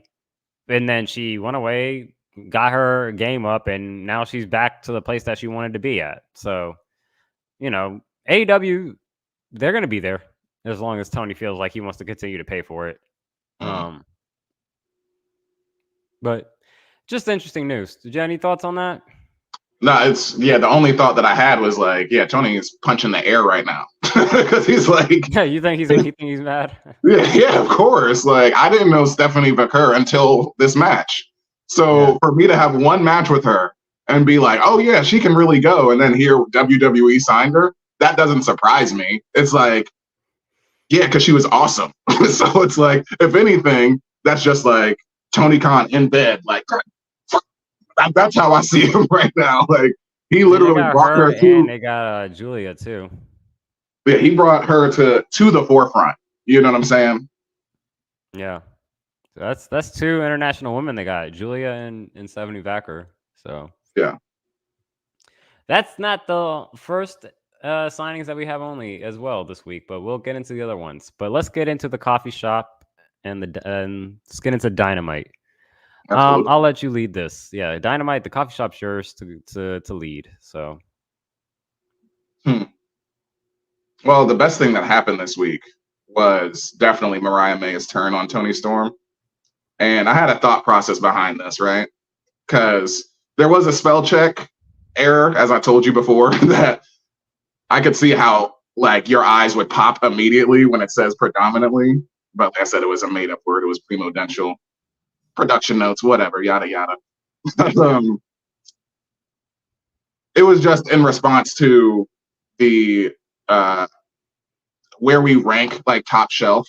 You know what I'm saying? Because or just thinking about it as like 5-star, 4-star, yada yada. And I'm like, there's no 4.5 star really, but I just really wanted to say that as we talked about it on the phone, and once again, you did not talk me down from this. Like, don't think that you affected me in any way. This is not like a bullying situation or anything. But what I thought you hit the nail on the head when we were on the phone yesterday is that this is what my point is. This is the razor's edge of Top Shelf. Like the only two things that I can think of that would have made it presidential, which is why it is Top Shelf, is like you said. I mean, I didn't say anything yesterday on the phone because you were already right. If it's on a PLE, for sure, because this was just an episode of Dynamite, or if like the title actually did change hands. You know what I'm saying? Mm-hmm. This was literally just all angle. So this is a, I mean, 6-star angle as far as I'm concerned, because this was all about her winning the Owen Hart tournament. They have a great match, her and Willow Nightingale, up to that point, which Willow has won it before, which is the only reason why it's like, all right, we're going down this Mariah May, Tony Storm story. Like this should be happening. But even with that, there was not one indication, like from any segment, that Mariah May was turning on Tony Storm. Like even all the way up to, you could argue, the closest they got with that was this last rivalry with Tony Storm and Mira Shirakawa, because that was Mariah May's former tag team partner. But even then, they end in a 3-way kiss. You know what I'm saying? Like they've been faces this whole time. Or well, Tony's technically like a heel, but everybody loves her so much that she's a face. But so number one, surprise. She wins the Owen Hart tournament and walks up the ramp, and nobody in there thinks that's coming. Not that I believe. Not at that moment. 2, storyline. But as I've said to you before, I mean, shit, this is the best women's storyline, arguably on all of wrestling right now. And definitely like the best thing on AEW women's for sure, like without a doubt, for like the last 6 months. And then 3, the viciousness, like, which I think also lends itself to like the kayfabe turn, where it's like, oh, holy shit, this isn't just like a bash with the title and stand over you like normal, even though, I mean, obviously in the segment, that's what it ends up being. But like making her blade and like rubbing your face on it in like very good, WCW like or ECW Savage style, I think did more character development for Mariah May. Just in that one thing, because I really want to know. I'm like, what the fuck is Mariah's problem right now? That's where I'm at. I'm like, why is she upset at Tony when Tony's only supported her and they've supported each other this whole time? So I'm on my edge of my seat for that.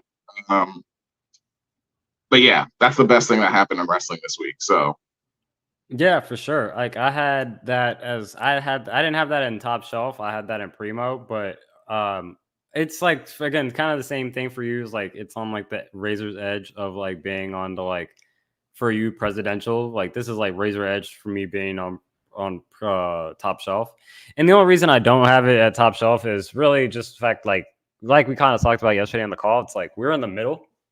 Like this not even the middle. It's really the start. And so it's like, like I'm waiting to just see how things play out.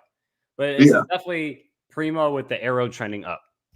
And so I will say, as far as surprise, so I'll start with the Willow Mariah match. I forgot that Willow won last year, the Owen Hart, but I don't believe the Owen Hart championship, the Owen Hart winning the Owen Hart match last year gave you the same results as this year.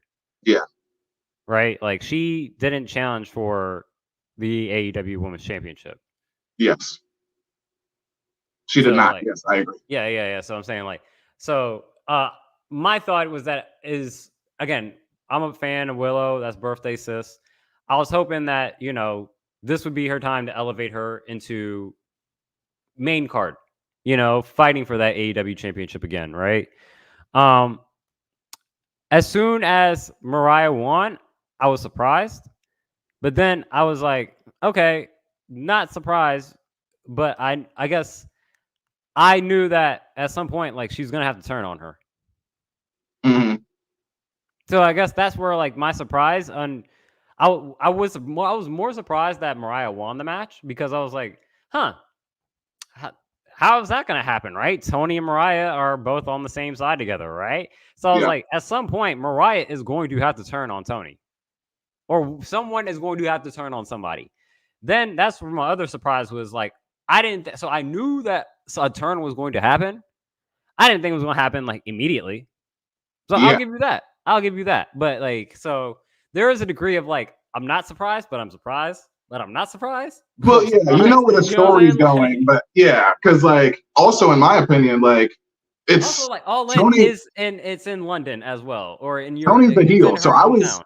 I'm expecting Tony, like even if like obviously she wins the match, you know what I'm saying? Now we know we have them on a crash course together. It's like, okay, yeah, we know as like wrestling fans that somebody has to turn on each other, right? But even with that, Tony's the heel. I'm expecting Tony to turn on Mariah. Like, how did the heel after coming out of this? Huh?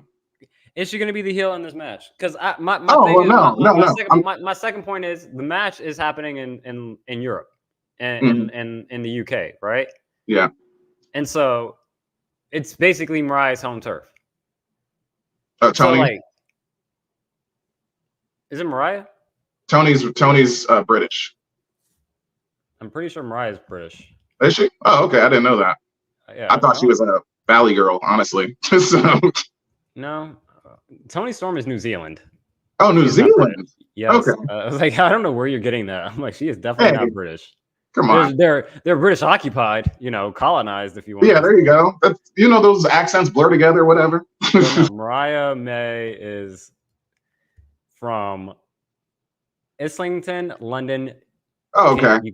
United Kingdom. So this is home turf for her. So again, that's where I'm like, same thing that happens with anybody in the WWE side. Then you go to Canada, right? Or like you go to fucking like Drew McIntyre will step foot in Scotland and will be the face, but everywhere else he's a heel. And so like, what happens now? Like people love Toni, she's supposed to be the heel, but like, do they like Mariah?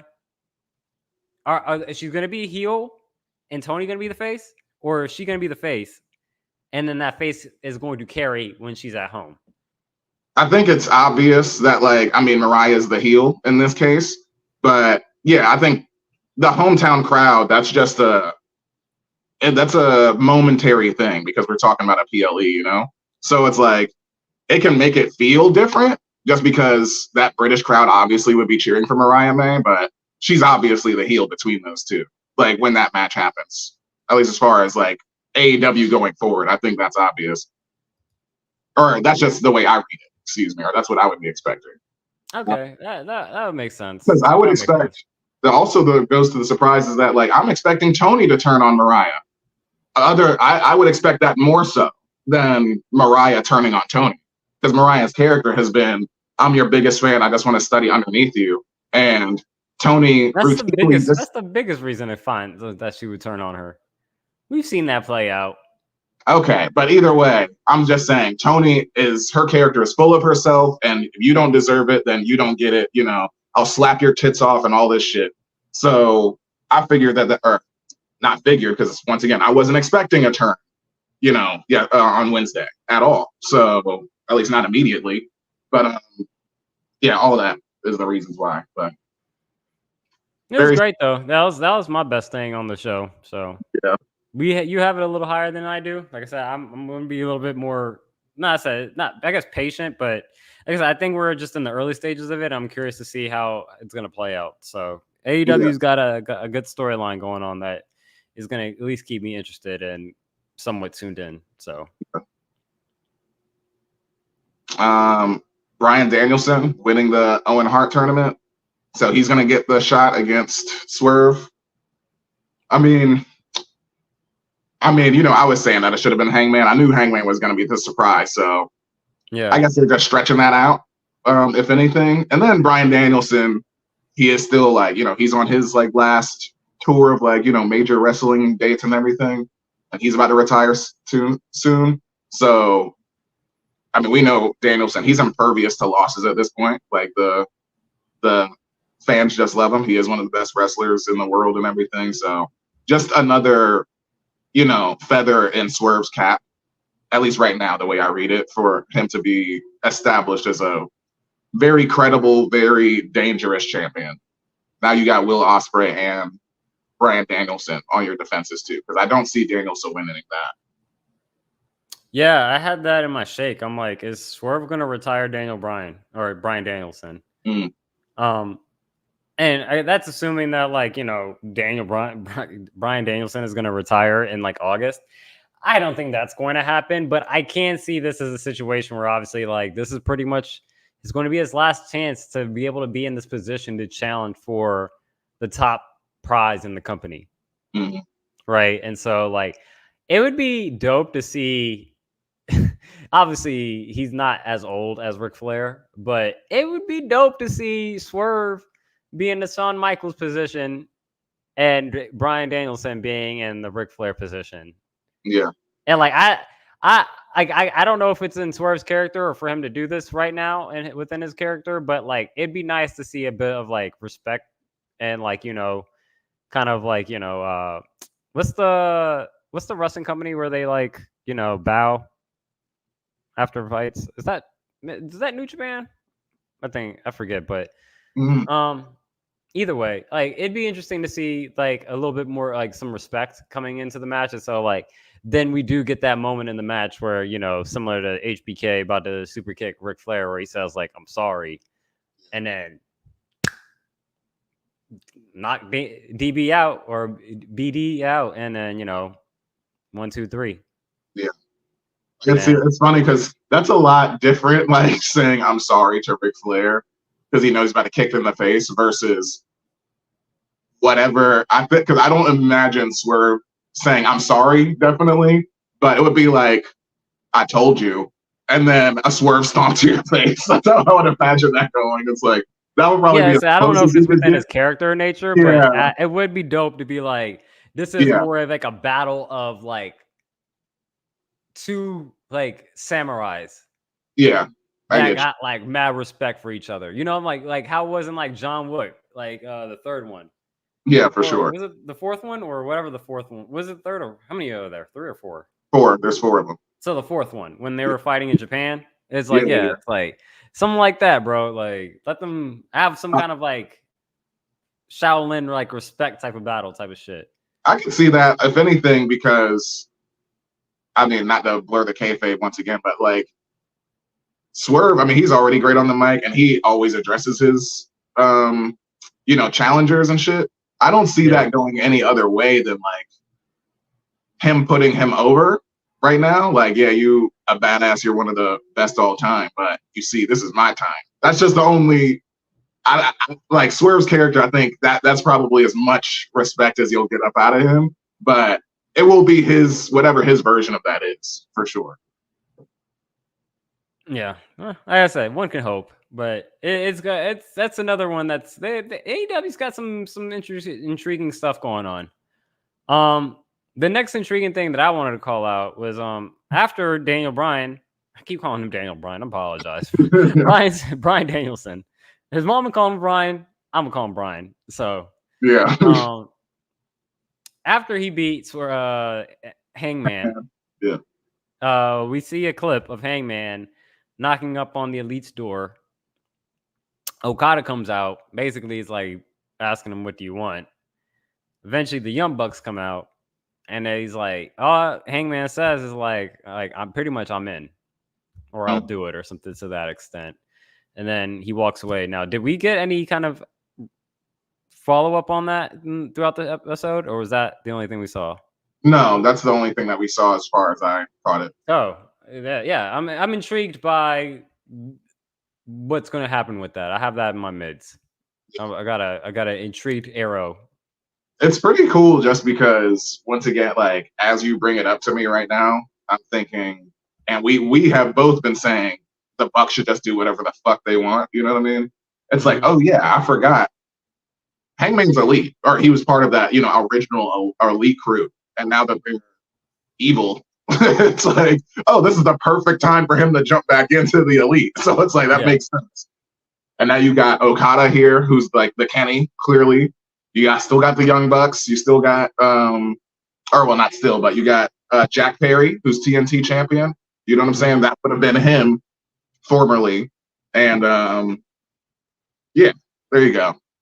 So I think, Hangman coming. I'm excited to see what they do with that because with Hangman's character being super unhinged and shit like that, I think he would push the Bucks forward in like doing shit for him or like rigging shit for him. You know what I'm saying? Yeah. Like matches and stuff like that. I could see that. So it tracks. Perfect timing by him. Like he's like, oh man, I almost had my title shot against that fuck boy.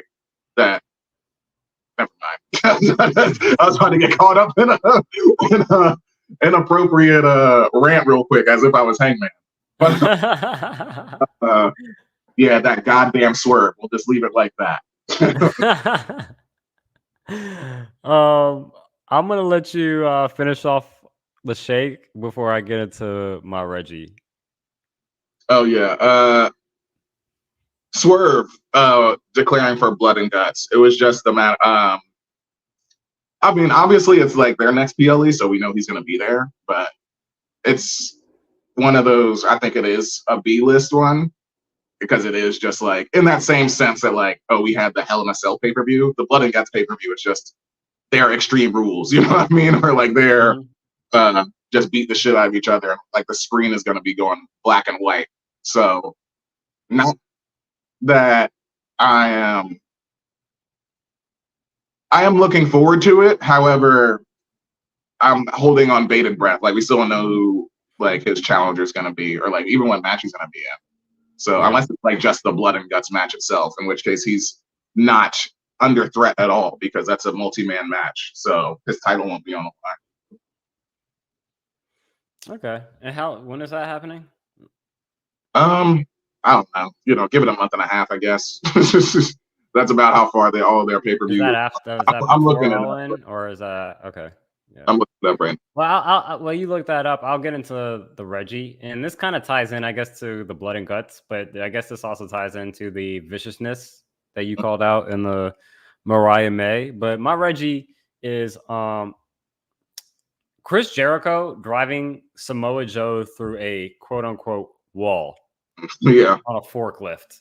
Blood and Guts is July 27th, so we got a week and a half. A week and a half, okay. Yeah. Yeah, that I don't know if you saw the clip of that. That is so bad. I didn't see it actually, so now I do. It's bad. Like he's on the forklift. Like Joe's on the forklift. Like you know, Jericho's driving it. Yeah. And then he drives it through a wall, but it's a paper mache wall. Sure. Like there's nothing there. And so like the funny thing is that like then they put Joe on what you call it, a gurney, and they wheel him into the, you know, the EMT, the ambulance, and they drive him away. And I'm like, bro, what does he need to what? Yeah. What? Where was the wall at? Like when he drove it through him? Like, so this is backstage, I'm assuming, right? Yeah, it's a made up wall. It's it's not a real. It's like one of those walls where like you know, back in like the hardcore era, like you know, when like WrestleMania 17, when like the Big Show and Kane, they go through the wall. Yeah, it's pretty much that. It's wall. Like these are. But even that one had like a little bit of thickness to it. This looked like paper. Yeah. It looked bad. And I'm like, then you try to sell me that like Joe was so hurt that he needed to be stretchered off and put into an ambulance and taken by like EMTs to the hospital. It's like, come on. Like that just looked bad. But I guess it gets to my larger question about like, I guess the viciousness on AEW. It's not I have a problem with it. It's more so like how well do you think they use it? Because if I recall, Daniel Bryan ended up bloody. I keep calling him Daniel Bryan. Bryan Danielson ended up bloody. You will not give that up, bro. That's the WWE guy in me. Yeah. Bryan Danielson ended up bloody. Right? We had Joe put into put through a wall and taken in away an ambulance. And then we also had Mariah May, bloody Tony Storm. And so I'm like, you already said you think Mariah and Tony, that was a blade job. Was Daniel a blade job? Or did he just take a stiff shot? I think that was a stiff shot. Like, I guess I think how much of it is it intentional? And then how much of it is just like things just happen? The Joe and the Jericho stuff is just terrible. Like, it's a terrible clip. Like, that's where, like, if you don't have the production budget to do it, don't do it. Yeah. Because that looks so bad and cheap. I think it's interesting you say that, because like I already knew exactly like when you were describing it, because that is like when I think of the fake room build, it's WrestleMania 17 3-way, like for sure. When they just have that empty room, they just put it up, right? But at least it's enclosed, so you can see like, all right, there's some structure, to it, I guess. And like as I'm listening to you, I'm like, there's just a freestanding wall in the back. Like it's not even a room. You know what I'm saying? It's almost like it's like a wall through going through Gorilla. It's not a real. It's not a real wall. They just like put that up there, and then the way he drove through it, it's just like it looked like it broke through like paper. Yeah. Or it looked like how like it looks like one of a WWE table. Just like take a WWE table and just put it as a wall. Yeah. And Okay. and just drive through it. That's what it looked like. You know what I'm saying? Like. So I'm just more curious of like, is there blood? If their blood use is accident, I'm fine with it. You know what I'm saying? Like, especially if y'all are going in a little bit more stiff, but I'm like, yeah, and I'm saying WWE's doing a lot more bleeding nowadays too. But again, I also think it's like we're watching a television show here, right? So like, yes, blood, I think in certain aspects makes sense, but like, every episode, every person, like how many times is Daniel Bryan just gonna end up a bloody mess? The same thing, like how many times is like John Moxley just gonna end up in a bloody mess, or Darby Allin, a bloody mess? It's like every match, bro. I think you got like those for sure. That it's like, well, Daniel Bryan, he's like the Ric Flair, like where it was just like you tap on him and he's busted open. You know what I mean? So there's definitely an element of like, all right, let's chill this out. You know what I mean? But there's a place and time for blood for sure. There is. It has its value within wrestling, but yeah, you don't want to oversaturate it because then it just takes the ump out. Yeah, it takes Sometimes like absence makes the heart grow fonder. Yeah.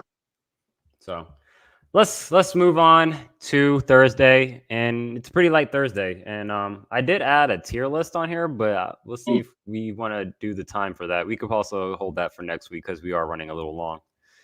But start with some news.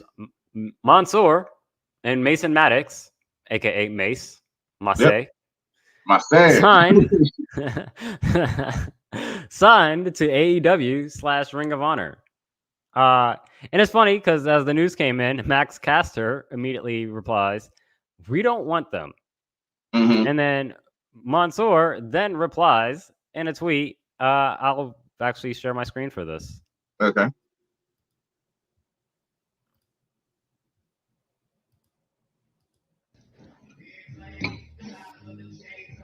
Yo. Listen. Yo, listen. We're taking Caster's spot. I can feel the resentment. He's about to be forgotten like the rhymes in his entrance. Knees weak, arms spaghetti. Entire world knows him as Bowen's Janetti. Doritos, Cheetos, Fritos. Max is sensitive because he's the smallest in his trio. Whew. He's looking for a hot act to be attached. Best wrestler alive, but can't get booked for a singles match. Whew. Just put my fries in the bag, bro. Whew. Oh, yeah, he gave him some bars right there. That's that performance center promo work right there. Yeah, he gave it to him right there. I think I didn't know that Max Caster said that we don't want them, but I literally just watched, like Shelton Benjamin's interview, with like Chris Van Vliet. And I guess Max Caster, he is the one guy over at AEW who's like blatantly like, we don't want him, because he said that same thing about Shelton last year. And it's like, apparently his explanation was, oh, we don't want any guys coming in here and taking a spot kind of thing. Yeah. Which, me, I'm like, you shouldn't even think about it that way because it's wrestling is wrestling. So it's like the cream will rise to the top, excuse me. So even Mansoor fucking saying, or referencing that, I'm like, oh, this man is doing his homework and shit. Like, you got smoke with my boy Shelton coming over? Nah, you don't have to see me. Like, yeah, but he's right. best wrestler in the world. He calls himself best wrestler in the world. You ain't in a singles match, like, A plus creativity. Hey, I'm excited. I'm excited to see Mason Mansoor out there. Yeah. Do their thing. Let's see what they do. What do you think they're gonna be? They're gonna be like I think they're gonna carry their flamboyant, like, you know, characters and stuff like that. So like, are they gonna be like pretty deadly? Yeah. Of the AEW Ring of Honor? Mm-hmm. That'd be fun. I can see that. I mean, right now I'd have them. I think their gimmick works perfectly fine. You know, maximum male models, or even if you want to, obviously it's not going to be exactly that, but whatever flamboyant version of those characters, that would definitely work. Yeah. All right, let's move on to my favorite subject section of the week, and that is the book of wrestling. We take a quick break and we open it up to go over what happened in this week of wrestling history. And we're pretty light on this week, but I did find one that I will find funny, and this is always going to be a shout out because it's the People's Champ, The Rock. And on this week, July 11th, 1999, The Rock cuts a promo on Billy Gunn. Stone Cold, Triple H, all them dudes. Mankind, Undertaker, like, that's what killed WCW. I got you on another one. This day, July 13th, 2017, we start our first Mae Young Classic. And we know that women's wrestling is at an all-time high. So let's hear these names. These are the debuts what we got in here. We got Shayna Baszler, Mia Yim, Piper Niven, Rhea Ripley, Toni Storm, Bianca Belair. Like, that's just off the top. Everybody. Right there. Yeah, everybody. Like, yeah. what? That's crazy. What? Sarah Logan, Lacey Evans, she was still around. But yeah. Oh, Mercedes Martinez too. Yeah. Where is Raquel Gonzalez right now? Raquel Gonzalez? Yeah. Was she hurt? So should be in damn,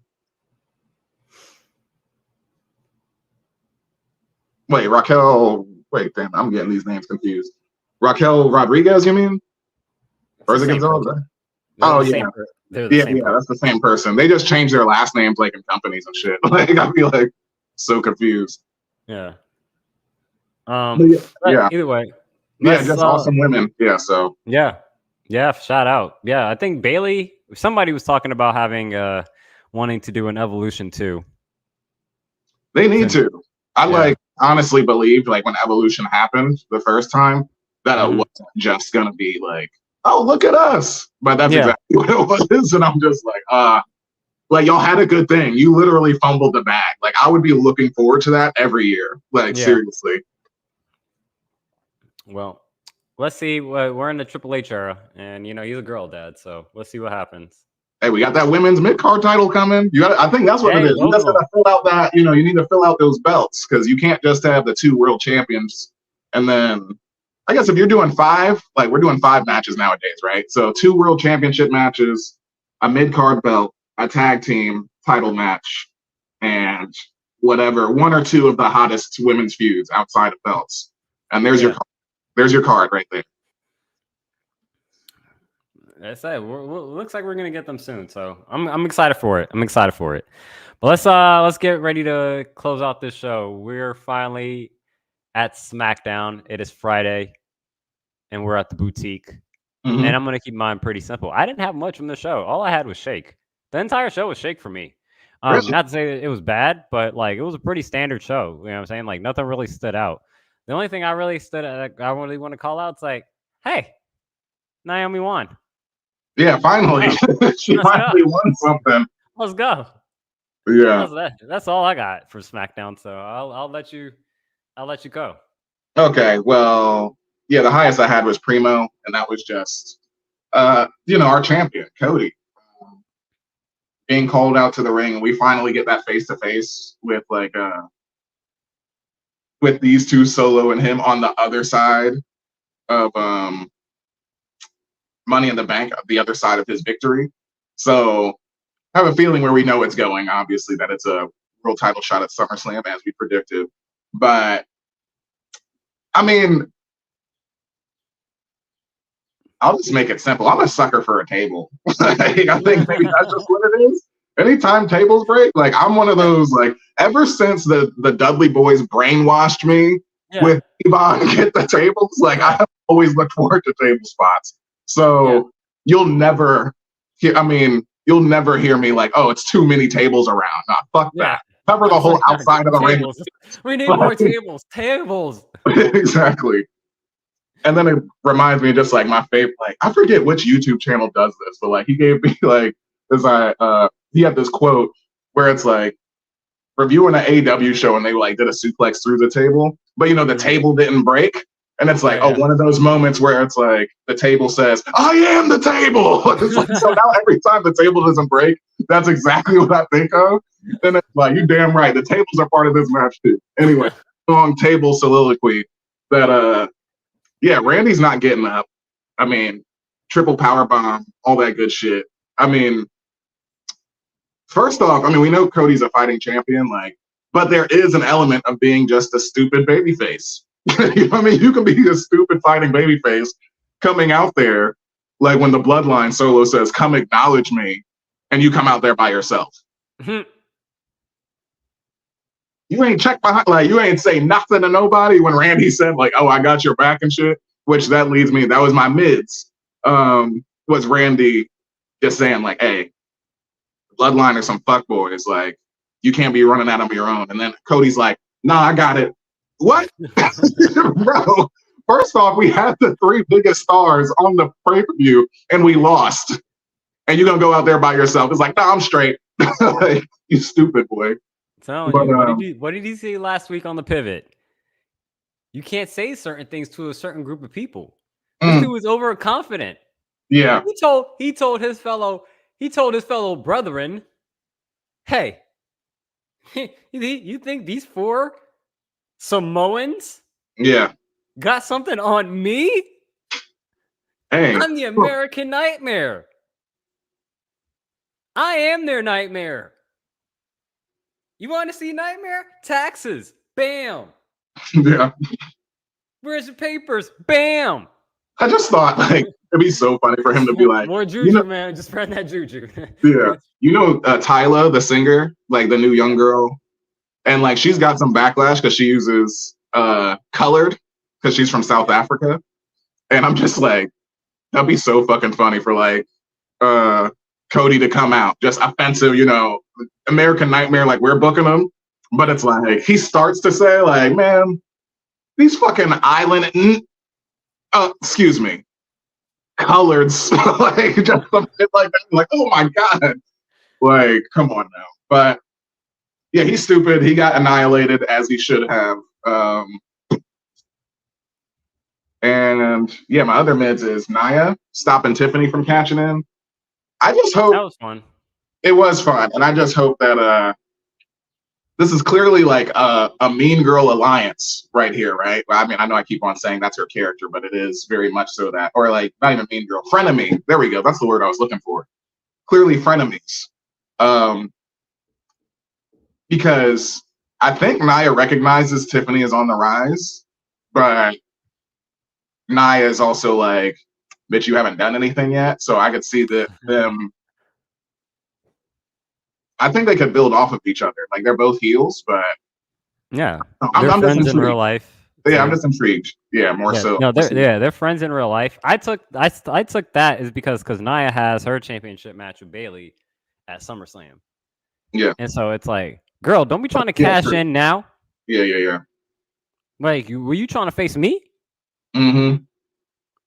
Or are you going to even try to cash it in during SummerSlam?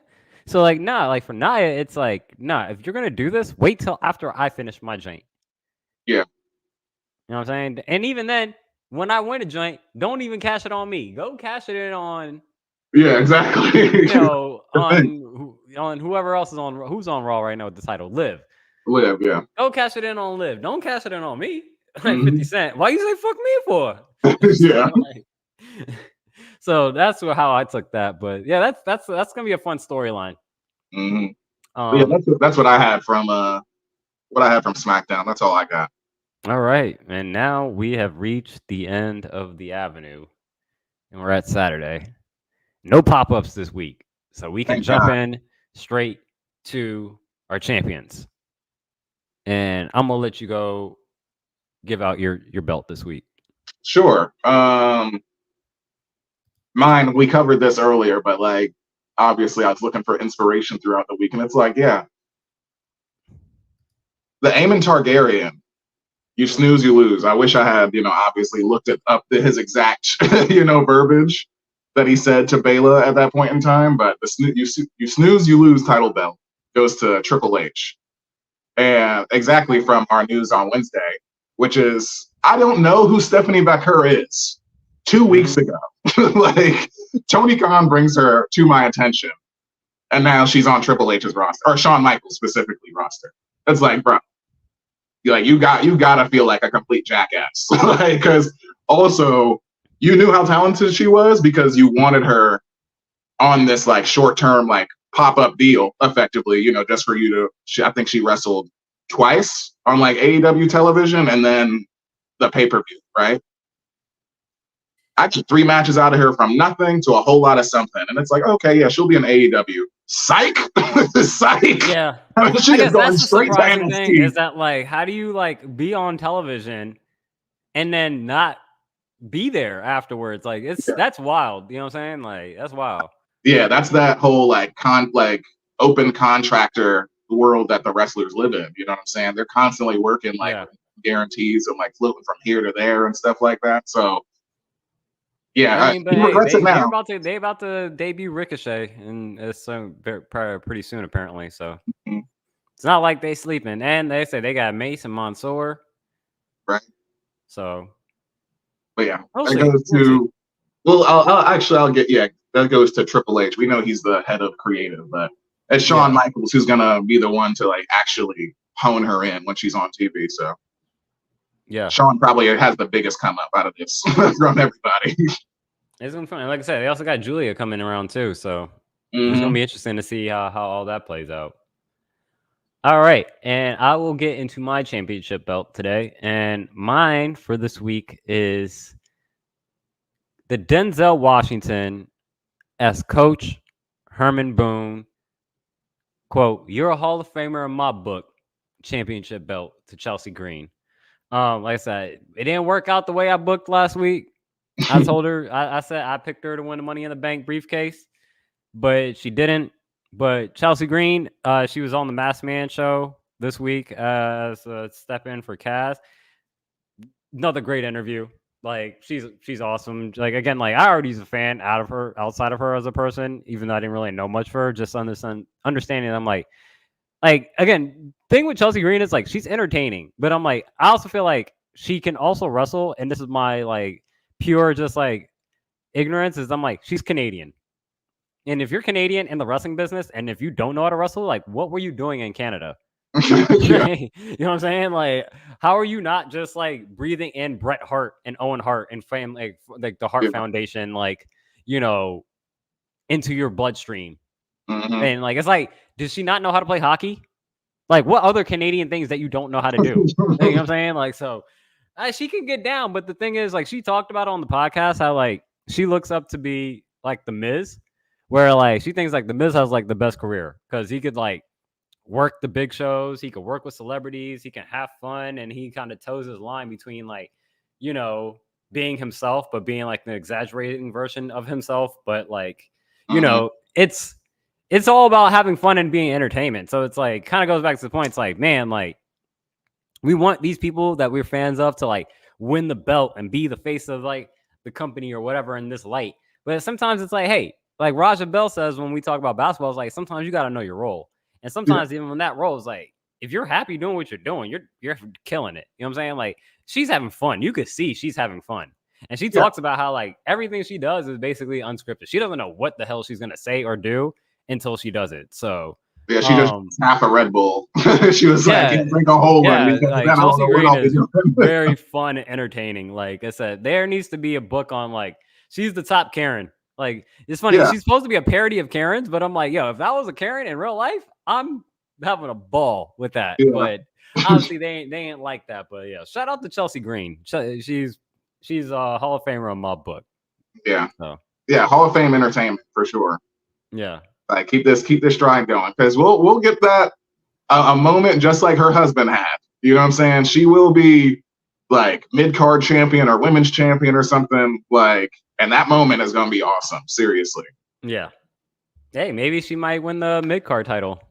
Yeah, exactly. Or like, I mean, it took what R-Truth until this WrestleMania, you know, as we talk about WrestleMania moments, you know what I mean? Yeah. So, because I remember also just adding, I know we're fading out now, but her talking about, you know, the original growing up was Trish Stratus was the end all be all as far as Canadians, you know, but that was like the beginning of her fandom. And then what actually hooked her in was like Kelly, and she always identified with like the divas and stuff like that. So it's like interesting to see, like, we know how abysmal the diva era was in some respects, like, but also it's cool to see that we have somebody on the roster who is like, well, I appreciate, you know, the character work and like all the in-between things, like the good stuff about that time frame, instead of like overall, you know, we think that's a negative time for women's wrestling, and it's like, oh, there's still some stuff in there, like There's Kelly some good inspires. stuff. Like Jillian Hall was good. Yeah. For that little bit when she had like the mole stuff was kind of weird, but like the so fact gross. that like again, it's the fact that again, it's the same reason why I like Maxine, right? It's like, okay, you're not the greatest wrestler in the world, but you know, there's other ways for you to be entertainment, because at the end of the day, this is a television show. Yeah. More than anything, it's more than a wrestling show. It's a television show. I'm trying to be entertained. And if you could just entertain me just by me showing that like someone like as fine as Maxine can just laugh at herself and not take herself seriously and not feel like, oh, I'm too good for this. It's like, yeah, go have fun. It's what it is. It's a fun show. So like, again, like Chelsea Green is entertaining. It really even adds it even more when you add the Samantha Irvin introduction of it. It's like, yeah, you know, it's like just perfect. So yeah. And it won't be my first. It's obviously my first championship belt that we're giving out. I think it was pretty dope that it happened to be Remember the Titans reference. Definitely won't be the last. There'll probably definitely be a lot of Remember the Titans title belts coming from my way. So that is it from me. You got anything else you want to leave off with people, Moody, before we go our separate waves? That is it for me. Yeah, watch The Boys, people. I need to watch both the most recent episodes of Acolyte and The Boys as well. So okay. Oh yeah, that's right. We didn't talk about Acolyte yesterday, so yeah, call you later. So we can, so I can nerd out. But yeah, look, that's it, man. First episode done in the bags. Live, easy. Yeah, look at us, like Paul Rudd in Hot Ones. Look at us. Hey. Yeah, all right. Yeah. Until next time, we'll catch everybody around, hopefully at the right time, 11 o'clock. But yeah, we'll catch you on the Avenue. Join us on the Avenue next week. That's good. Yeah, I'll let you finish it out, Moody. You said it okay, right. Yeah. You said on the stroll next week at 11 o'clock. We can see it every Saturday here on YouTube, here on StreamYard. It's your boys, the Wrestling Rhea. Samson, take us out. No, we out. No, take us out. We out. Yeah, we out, man.